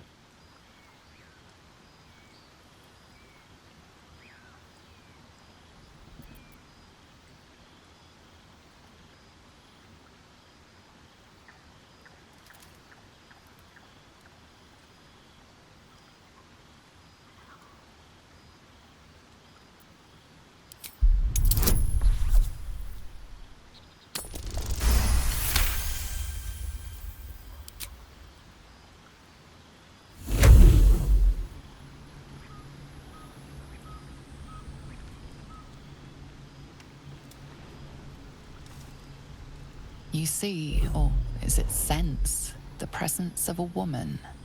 The woman who hovered over Gale's palm. There's something like the anticipation of a kiss, then the pleasure of being cloaked in peace. You are safe. You are nestled in the cup of Mystra's hand.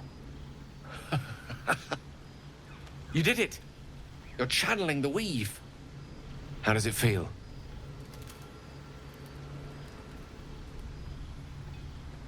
That it does. The weave connects you. The moment feels intimate.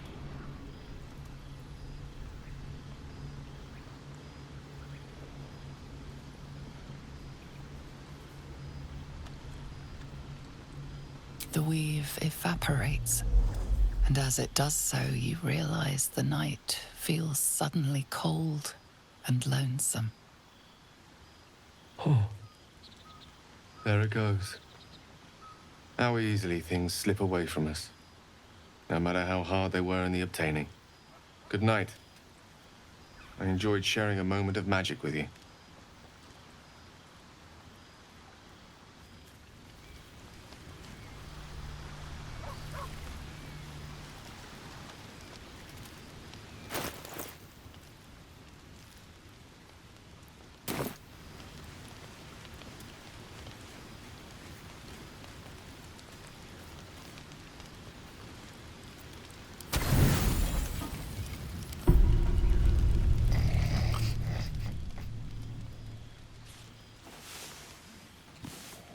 My condition likes being ignored as little as I do. I must consume another artifact. And soon.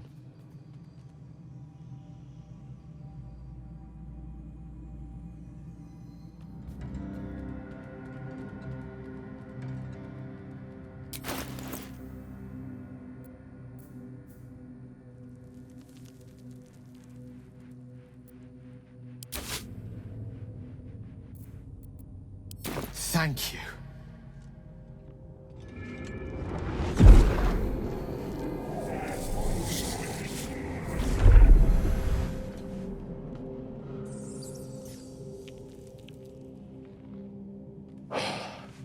Good gods. It hardly has any effect. Oh, Mystra, have mercy on us all. Listen, I need to speak to you, to all of you. It would be unconscionable of me to remain silent. I might just be about to remedy that. You have to know who I was. You have to know who I really am. What I am is a walking shadow of the promise I once held. I'm what one might call a wizard prodigy. Who from an early age could not only control the weave, but compose it. Much like a musician or a poet. Such was my skill that it earned me the attention of the mother of magic herself. The Lady of Mysteries. The goddess Mystra. She revealed herself to me and she became my teacher. In time, she became my muse. And later, even my lover. Oh, yes. We enjoyed each other's company. Body, mind, and soul. But even so, I desired more. You see, no matter how powerful a wizard we mortals can become, we never scratch more than the surface of the weave. Mystra keeps us in check. There are boundaries she doesn't let us cross. Yet, every time I was with her, I stood on the precipice, gazing into the wonders that lay beyond. I sought to cross her boundaries.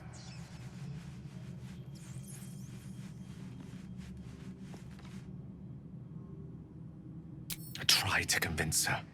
I pouted. I pleaded. Swore my ambition was only to serve her better. She only smiled and told me to be contented. Inconceivable as it seems to me now, I shared a bed with a goddess, and yet I wasn't satisfied. So I sought to prove myself worthy to her instead. We come now to the crux of my folly. Shall I share the story behind it, or would you rather head straight to its sordid finale?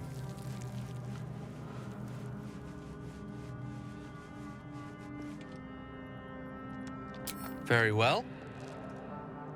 Here goes. Once upon a very long time ago, a mighty lord lived in a tower. A flying tower, to be precise. I'll save his history for another time, but the gist of it is that he sought to usurp the goddess of magic so that he could become a god himself.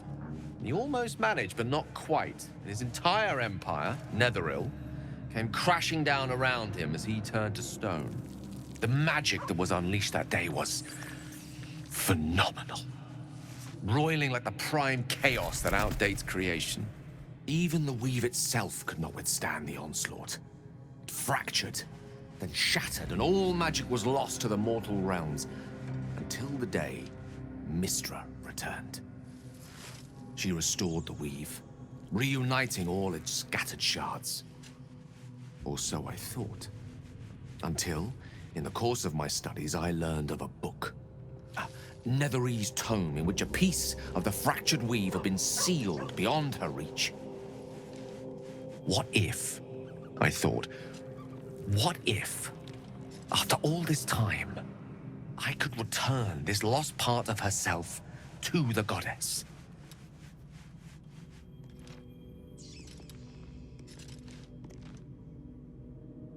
You know me.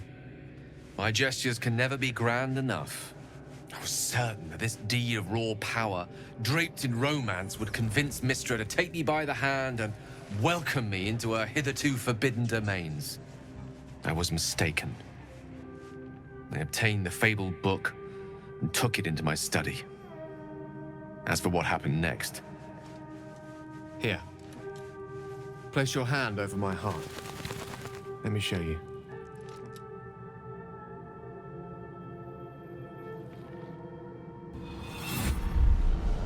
You feel the tadpole quiver as you realize Gale is letting you in, into the dark. You see through Gale's eyes, staring down the corridors of a dread memory.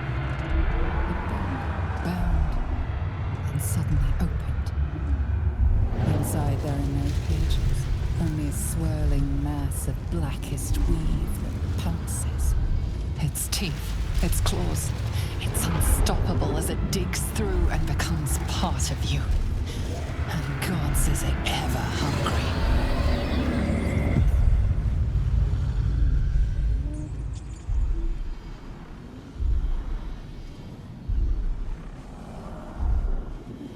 Thankfully, the moment I absorbed the fragment wasn't enough to kill me outright. It was only the beginning.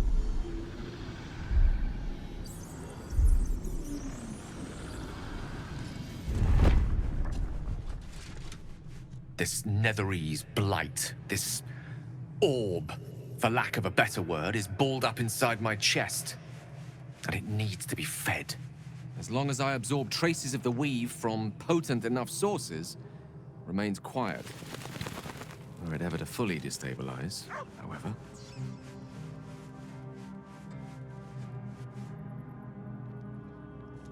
Rather worse, actually. I will erupt. I don't know the exact magnitude of the eruption, but given my studies of Netherese magic, I'd say even a fragment as small as the one I carry, it'd level a city the size of Waterdeep. We might chance upon a king's collection of magical artifacts around the corner. We might cross paths with a miracle round the bend. Then again, we might not. All of this, it must feel like a betrayal. Say the word, and we'll part ways.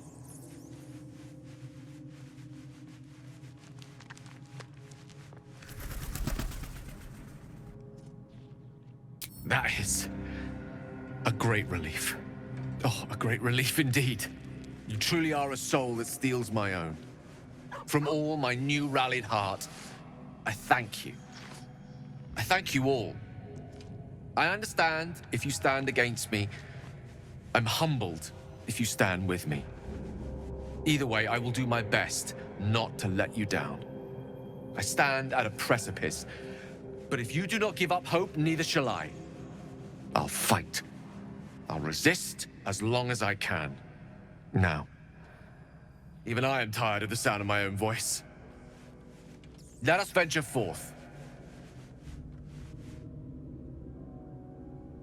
What's on your mind? I assure you it's not. Don't get me wrong, you did well. The somatic component, the verbal component, even the focus on the inner self that invites Mystra in. But I was still your conduit.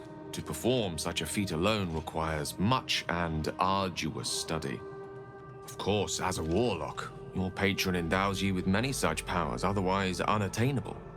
I do hope you cherish that gift.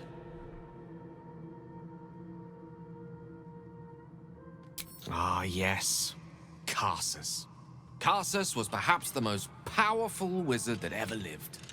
The child who would be a god, the elves called him. And he tried. With a spell of his own devising, he endeavored to usurp in one fell swoop the power of the goddess of magic. Mistril, she was called then. Imagine what it must have felt like. To be a god. To know yourself to be untouchable. To be mistaken. As Karsus aimed his spell at her, she began to unravel. And with her, the entire weave. Too late did he realize what he had unleashed. It would have been the end of everything had not Mistral sacrificed herself. The goddess of magic is all magic. By dying, the entire weave was lost, and the spell that challenged a god failed. It was the end of Mistral. The end of Karsus, and the end of an entire civilization. As the child who would be a god was turned to stone, his empire came crashing down around him. The floating cities of Netheril were no more. An event that came to be known as Karsus's folly.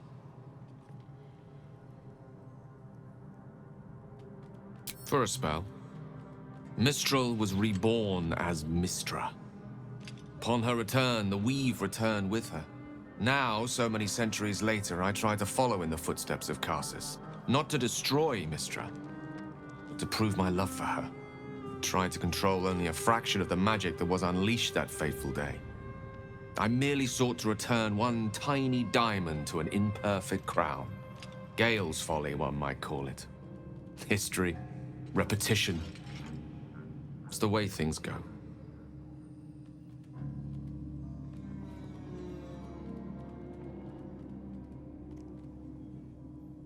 If it should ever come to that, if I ever know I am no longer able to stop it, I will do anything I can to ensure no one but me pays for my mistakes.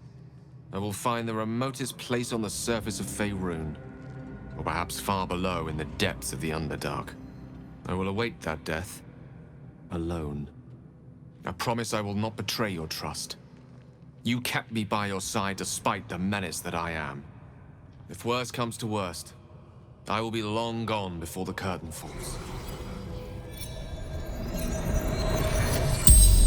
As the corpse rises, your parasite squirms in recognition. Oh, stop it! Stop it! You wretched worm! There's no doubt this creature is responsible for your parasite, and it's waiting for your questions. You see dark tunnels lit by noxious pools of brine. The darkness spreads through the earth.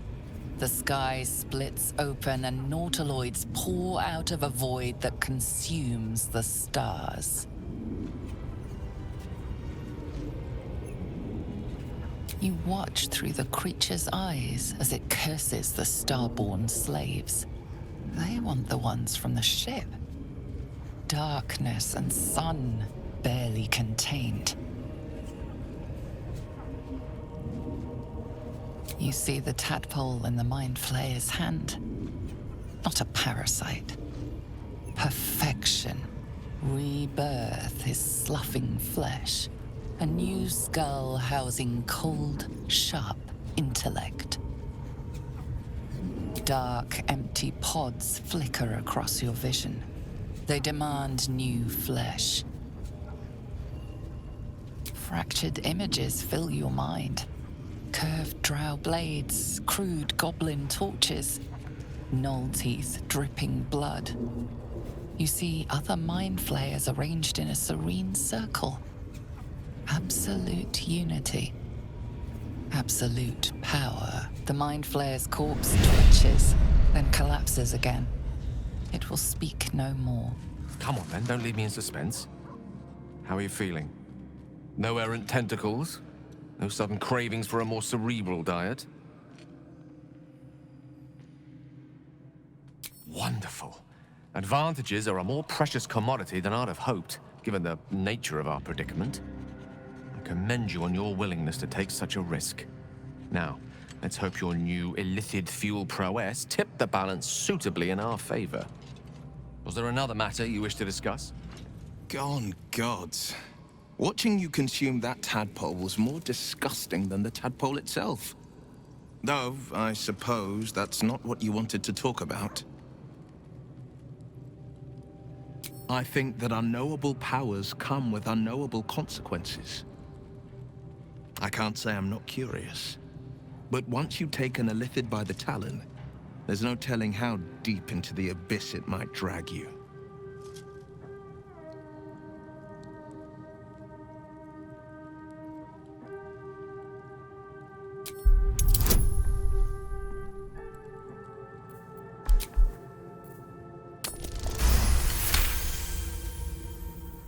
I'm more than a bit wary, I admit. Still, I am the Frontier's avowed protector. New dangers require new skills to vanquish them. If the tadpole must be my curse, then let the powers it grants me be the Sword Coast's blessing. I will consume what I must to make it so. It was bad enough having just one of those tadpoles forced upon us. I can scarcely believe you actually inflicted another on yourself.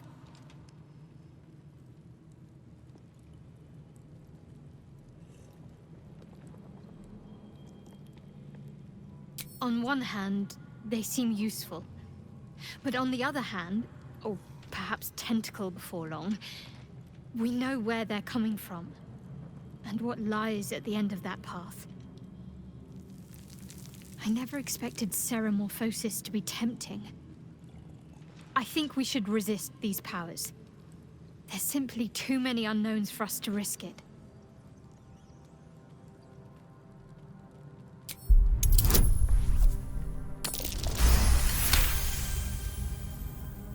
Well, perhaps you have a point. Fine. Let's explore these powers then. I just hope we don't come to regret it.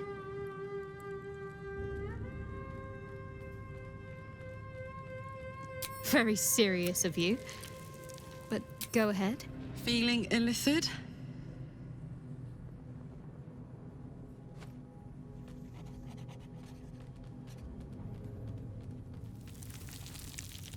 Guy named Gortash. Politician. Inventor. One of these wheeler-dealer types who seems to have a finger in every pie. I guess I was naive to think everything he got up to was above board. What did I know? I saw a job. A good job. With people I liked. Doing work I was good at. Sometimes I'm jealous of that girl. Ugh, to feel so invincible again.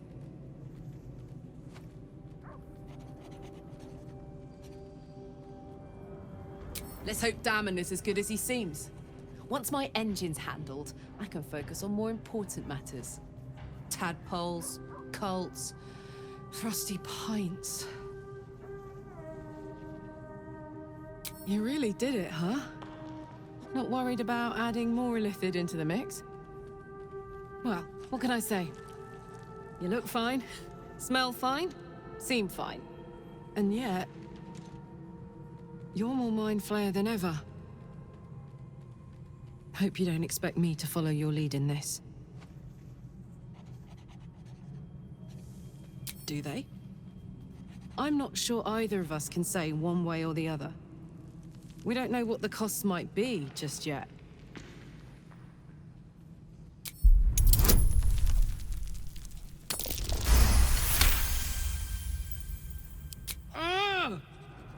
How do you do that? Always making sense when I least want you to. Fine. I'll keep an open mind, all right? I can promise that much. Now, are we done here? Danger! No good will come of devouring a geich worm, no matter what you might think. Mark my words, this power would be no blessing, but a curse. You might as well ask me to gouge out my eyes for the promise of sight, or slice off my tongue for the promise of taste. Consume all the geich tadpoles you wish. I'm not so craven.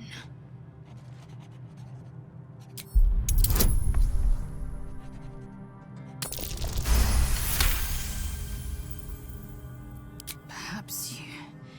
No, that's absurd. When the tadpole has stretched to every pore and slithered through every vein, what am I to do then? It won't hear my screams. It won't care if I beg. I will be remade in its image. My faith in Vlaakith will guide me, and my own might will sustain me. I have no need of this depraved power.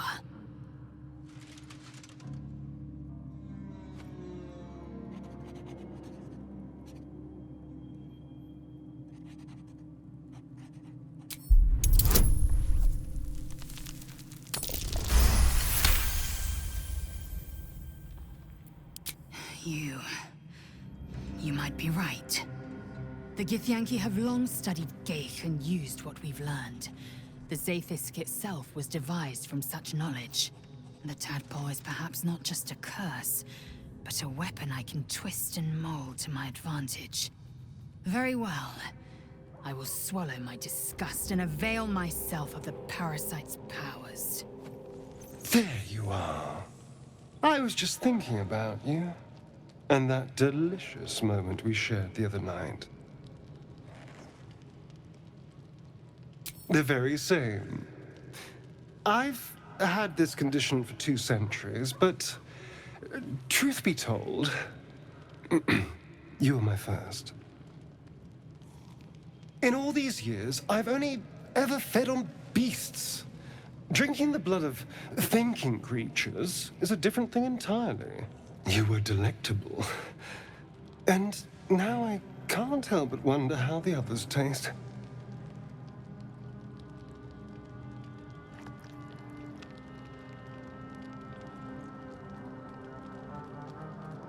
Alas. It doesn't hurt to ponder the question, though. Take Gale, for example. He strikes me as someone whose blood is rich, refined, like well-aged brandy. But the Gith? What in the hells would she taste like? Oh. Well, that sounds very appealing. I'm almost convinced.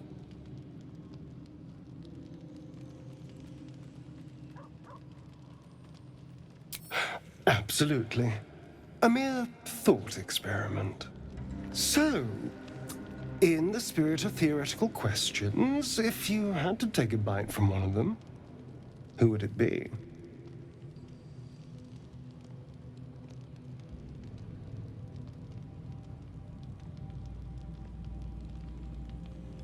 A brave choice.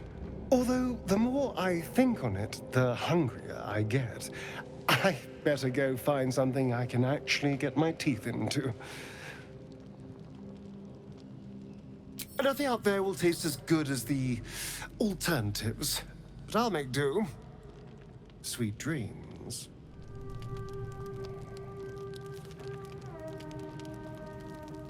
Psst. Hey, soldier. You aren't asleep, are you? I'm buzzing, honestly. I couldn't wait to talk to you. Isn't it mad? How good life is.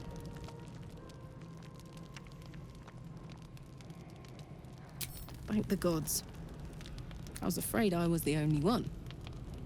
10 years is a long time to be trapped in the hells.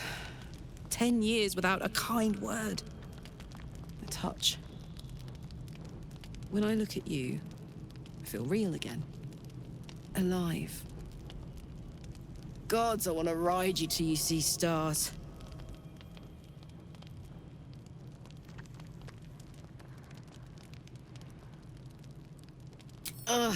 I'm sorry. I shouldn't tease you, or myself. I'd give anything to touch you, but I can't. Not until I can be sure I won't burn you. Don't tempt me. It isn't fair.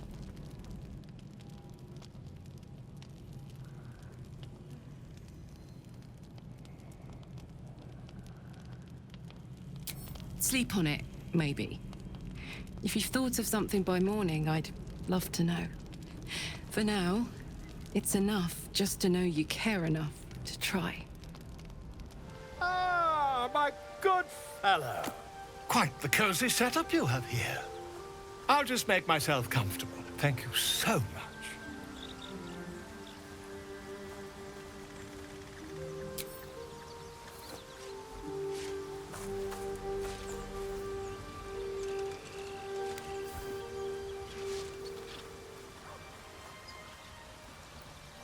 My research turned up a rather brilliant technique that seems quite actionable.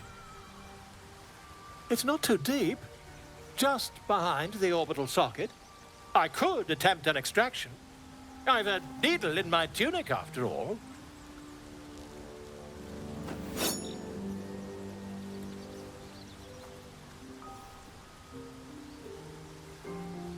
Volo carefully holds one of your eyes open and begins to prod uncertainly with the needle. The needle finds the gap between eyeball and socket. Volo frowns and begins to push. Pain shoots through your body as the needle snags on your optic nerve. I think I have it! The needle seesaws back and forth, plucking the nerve like a harp string. Oh, bother. There's some obstacle in the way. I shall need a more robust implement.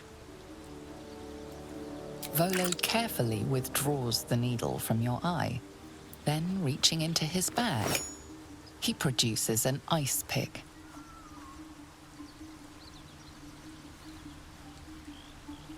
Volo slowly brings the ice pick closer to your eye. Now, don't move. Cold metal presses against the skin beneath your brow. And then, tap, tap, stab. Do you feel that? Ha! I think we have the blighter on the run.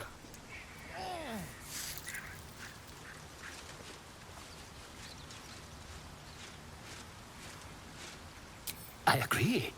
It's a feisty critter. Just a little further. Volo tears the pick from your brain with a violent jerk. Your eye plops down into the mud. Drat! He pauses, looks down at your eye, and recoils slightly as it sinks into the mud.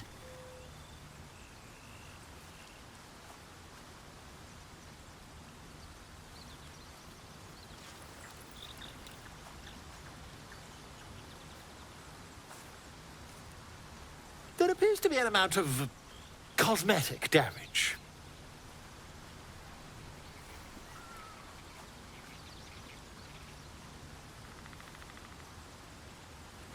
Yes, quite.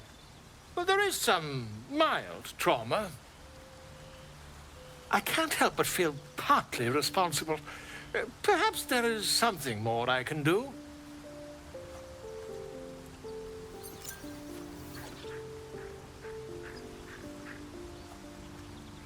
Take this. A far superior relic to that old jelly you were chained to. Try it on for size. And, it was very nice to have met you. I'm sure you'll sort out your little brain problem one way or another. Far away from here, if you've a heart. Terribly sorry, my friend. Ta. Welcome to the League of the Lone Eye, my friend. Not to minimize the pain of Volo's poking and prodding, but I promise, you'll be used to the prosthesis in no time. Besides, I find it gives one an air of mystique. No one's more intriguing than a man with one eye. You carry a Githyanki relic. I will have an explanation. Or your head. Walk away. Now. I won't warn you again.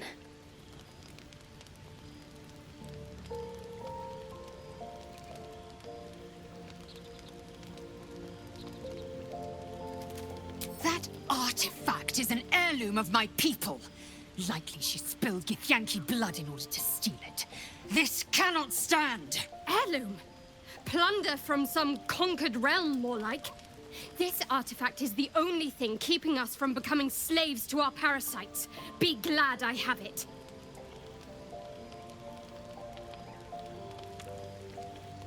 Lozelle thinks I have something important to her people. She's deluded, clear. Lies! She carries an heirloom of my people. I must know why.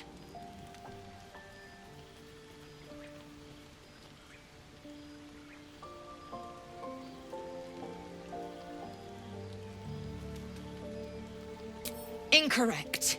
Judicious bloodletting settles feuds and roots out the weak, the deceitful. Do you hear this, Tripe? Our lives are at stake, and she wants us to turn on each other. No others. Just you and me.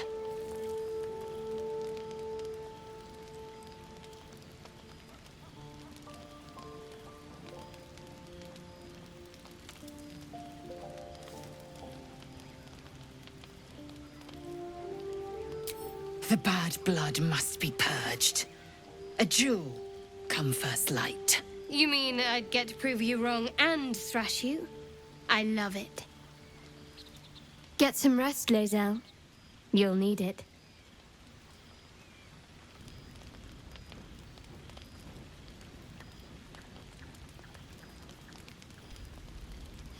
You had every chance to look the other way.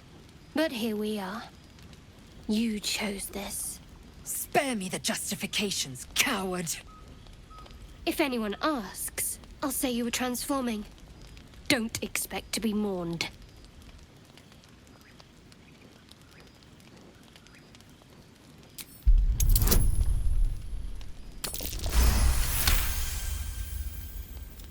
She's a liability. It's the artifact we need, not her.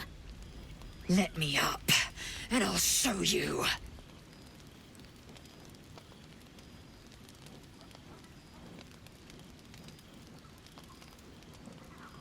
Can I do that, Lae'zel?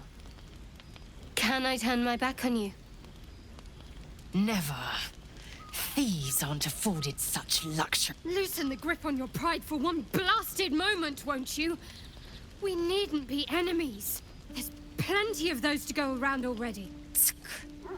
What would you have? That we be friends? Let's not get ahead of ourselves.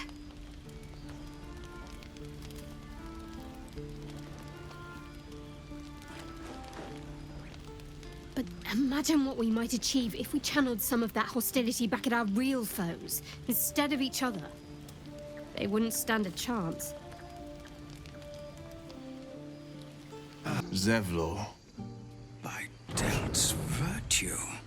The Blade of Frontiers? What's happened, Will? I paid the price of angering the wrong devil. Believe me, I understand better than most. A moment passes as Zevlor contemplates Will's words. He then turns his attentions to you. A scout just reported. The Goblins' leadership has been decimated. We might escape this place yet. And I hear you are the one to thank. I'm grateful. I took a collection from all of us. It isn't much, but you've earned it. Very good of you. Thank you. Halsin will likely want to thank you too, mind. He returned just a while ago. I believe he's catching up with Korga. As for us... No armies at our heels. Amazing. We can finally leave. But perhaps we need not speak of farewells. We'll join your camp tonight to celebrate if you'll have us. You took it upon yourself to undertake the Rite of Thorns. I ought to exile you from this place. Forever. Instead, I shall listen to the explanation that you owe me. An error, most grave master. I beg your grace. Grace is bestowed by nature, not me. You will stay as a novice anew. You have forgotten the ways of the Druids, the natural order of things. It is up to you to prove the lessons have been learned once more. So as you say. And so it is done, master.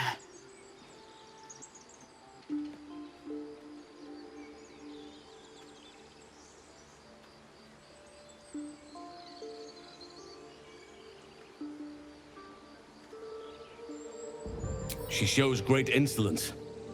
But time will humble her. And the Grove still needs her. You will soon see why. But enough of that for now. I owe you my thanks. The Grove stands. Nature prevails. I owe you my thanks. And an introduction. I am Halsin, first Druid of the Emerald Grove. And I sense you have a problem you seek my help with.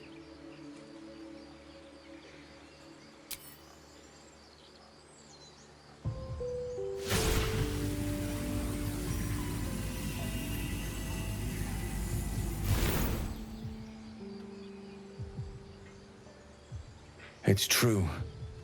I can feel it right now. Oak Father preserve you, child. But something's different. You're aware of the monster inside you. You don't bow to the Absolute like the true souls do. How is this possible?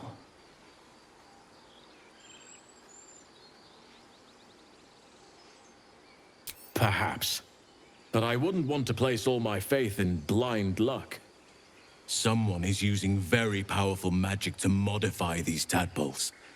They're using them to exert control over the infected. I'm sorry to say, I can't undo that magic. I can't cure you. But that doesn't mean I can't help. At the Goblin camp, I hoped to find a way to remove the tadpoles. I failed, but I did find the next best thing. I found out where they come from. I will do what I can to help you. Let us speak tomorrow. You and I both have matters to see to first. As for what you've done for the Grove, speak to Wrath. He will see to your reward. The journey to Moonrise Towers, and all the dangers that entails. But that's tomorrow's problem. Take some time for yourself tonight. Rest, celebrate. Come morning, I'll be by your side. You know, I never pictured myself as a hero. Never thought I'd be the one they'd toast for saving so many lives. And now that I'm here...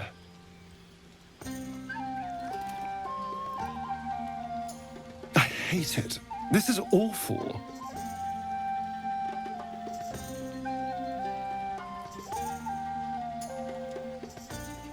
We killed some goblins to save some tieflings. The tally of lives didn't change much. But what do I get for all my hard work? A pat on the head and vinegar for wine. Pfft.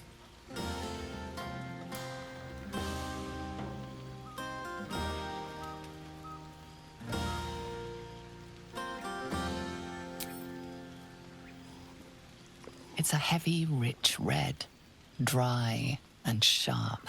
See what I mean? Awful. All I want is a little fun. Is that so much to ask? By the hells. Sex, my dear. A night of passion. Let's wait until things quieten down. Once the others are asleep, we'll find each other.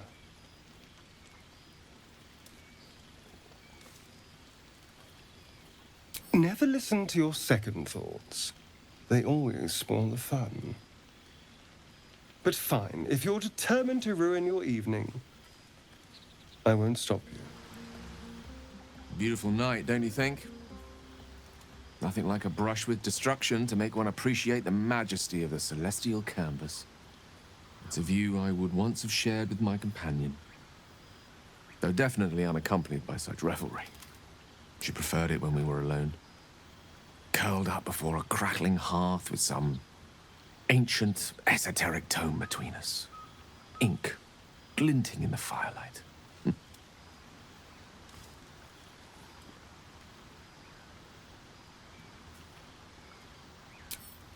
By a Gerorn's lost nose! No!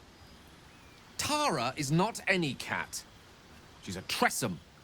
And given your confusion, I'm guessing you've never met one. They're brilliant creatures. Fine company for any self-respecting wizard. She'd be most impressed by our efforts saving these tieflings. Proud, even. And I've given her little to be proud of recently, after I was afflicted with my condition. And locked myself in my tower for an entire year. I was inconsolable.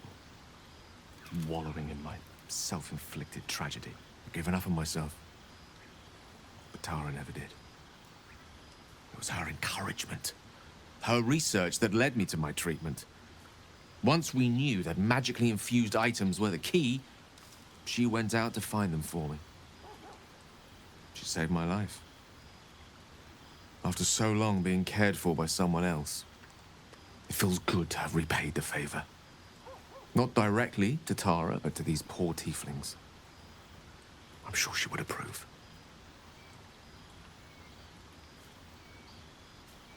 Smart does her a disservice. She's a fine wizard in her own right, though somewhat held back by her lack of opposable thumbs. You remind me of her somewhat. There's a steeliness in you, an unwavering tenacity, even in the face of, to be frank, quite dire odds. Wish she were here for me to make a formal introduction. But I would never ask her to undertake such a journey. She's safer at home. Besides, she was always telling me I needed to spread my wings, so to speak. Find mortal friends instead of hanging onto Mistra's coattails. So that's what I'm doing. I hope.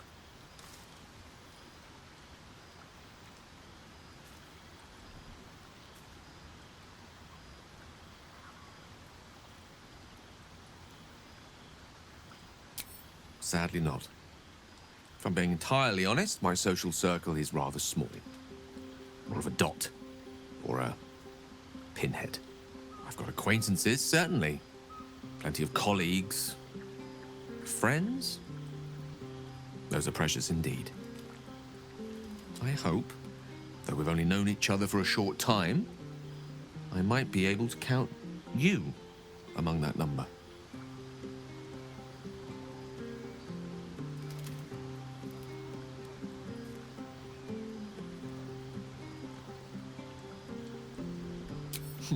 Were I to recite that list, I fear we'd be here at dusk tomorrow. Many things, I assure you. But a conversation better saved for another time. With my condition as volatile as it is, I fear any undue excitement may tip it over the edge, so to speak. Go! Indulge in the frivolities. They're good for the heart. And mine will be all the lighter to see you enjoying yourself. Everyone seems to be in high spirits. Strange. You know who I never thought I'd find myself caring for? Your words, not mine. But not what I mean. I mean, desperate people. Like those refugees. Never gave them much thought. Certainly not that bunch in the grove. Yet we came through for them. We saved their lives. Odd.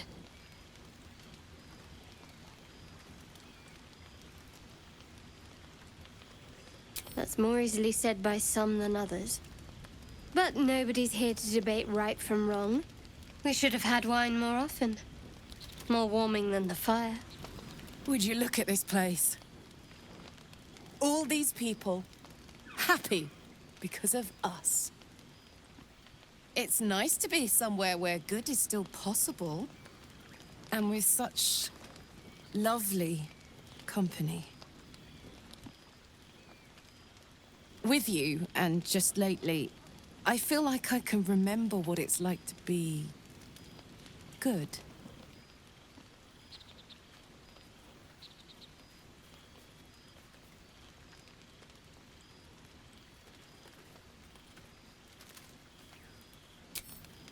I tried in the beginning.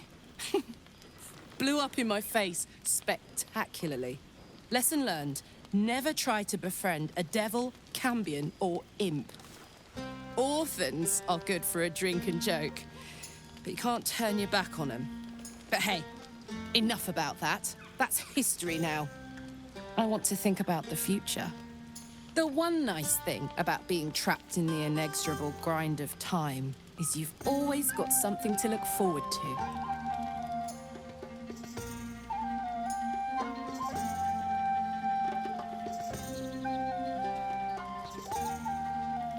Me too. I don't think I've ever looked forward to anything as much. You better go enjoy the party before I do something I'll regret. I like you unburnt, after all. Bye, soldier. Ah, hells. I was hoping you wouldn't notice I was gone. No. I'm deeply proud of you. A touch less so of myself. In truth, I don't feel in a festive mood, and I didn't want to cast a grey cloud over the night. I'm a devil. I love the people from the Grove, but I unsettle them deep down, as I seem to unsettle everyone nowadays. You don't want a devil at your party. Claws will pop the balloons, you see. And the sweet cakes don't taste half as good as raw eggs with this blasted forked tongue.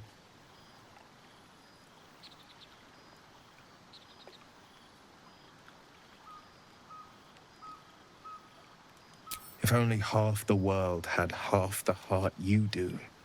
But, off with you. This is your day.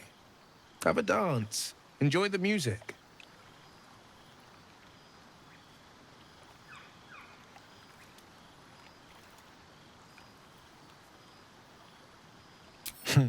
I'm afraid my feet are firmly planted to the ground this evening. Some time alone beneath the stars, and I'll be back to my old self. Promise. Still, it's a night to remember. You've made sure of that. I trust you enjoyed your evening. After all your efforts, it was well deserved.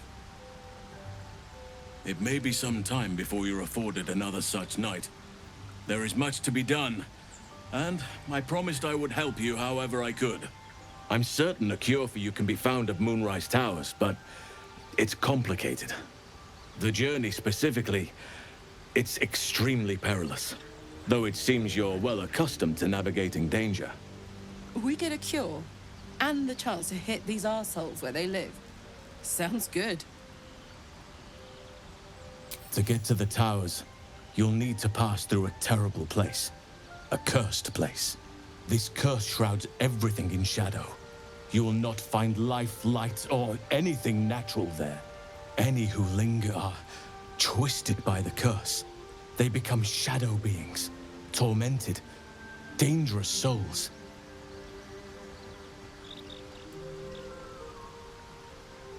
You're half right. You have to get to Moonrise, but you still have a choice of how to get there. You could go overland, along the Risen Road or through the mountains. Easier at first, but you'll run into the shadow curse eventually. You could also go under. There is a tunnel somewhere in the ruined Temple of Selûne. It leads to Moonrise Towers through the Underdark.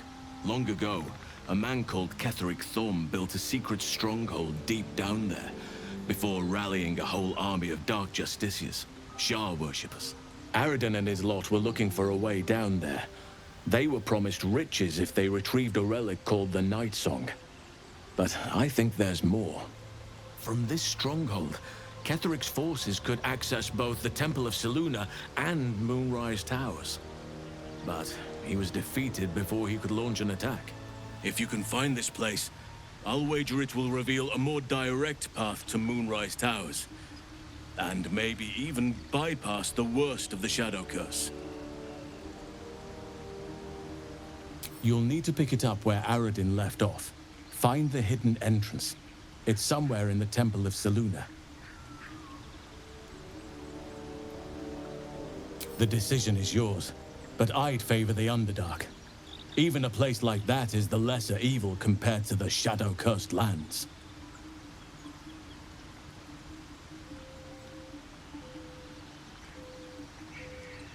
Anything is preferable to risking the shadow curse. I would like to join your camp, if you'll allow me. I can offer my skills, my counsel. I've long sought to return to Moonrise Towers. It seems our fates have aligned. May Sylvanus guide us. I'll say one thing for our troop. We're not short on drama. I'm glad Shadowheart and Lae'zel settled their differences peacefully. Eventually.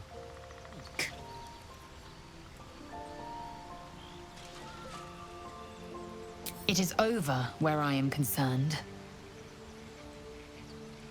It is through conflict that we strengthen our bonds.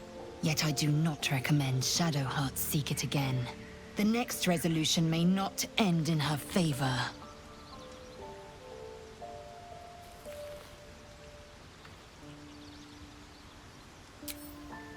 I hadn't thought myself so transparent.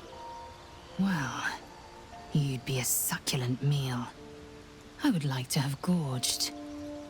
But you've been prodded and picked over like a suckling boar. I prefer fresher meat.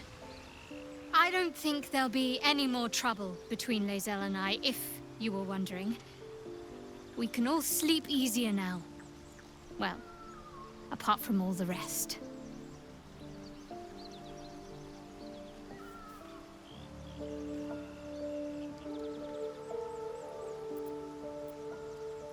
You have an interesting definition of friendly, but yes. Very glad Shadowheart and Lae'zel settled things without letting any blood. I would have enjoyed the spectacle, but not losing either one of those lunatics.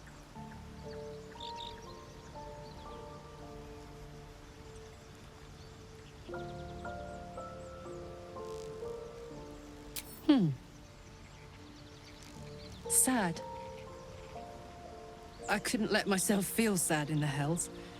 Letting my guard down would have been a death sentence. And letting, say, a Cambion near me would have been disastrous. I thought it best to just, keep my distance. But loneliness that deep gets into the marrow. Now that I'm here, among friends, I can feel it burning out of me. Little by little, step by step. Where would you start?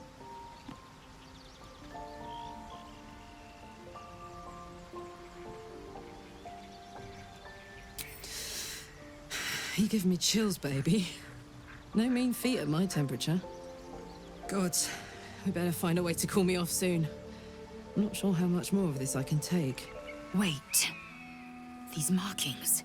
Tirsu's script scratched in the ground. A creche must be nested in the temple below. We must go there at once.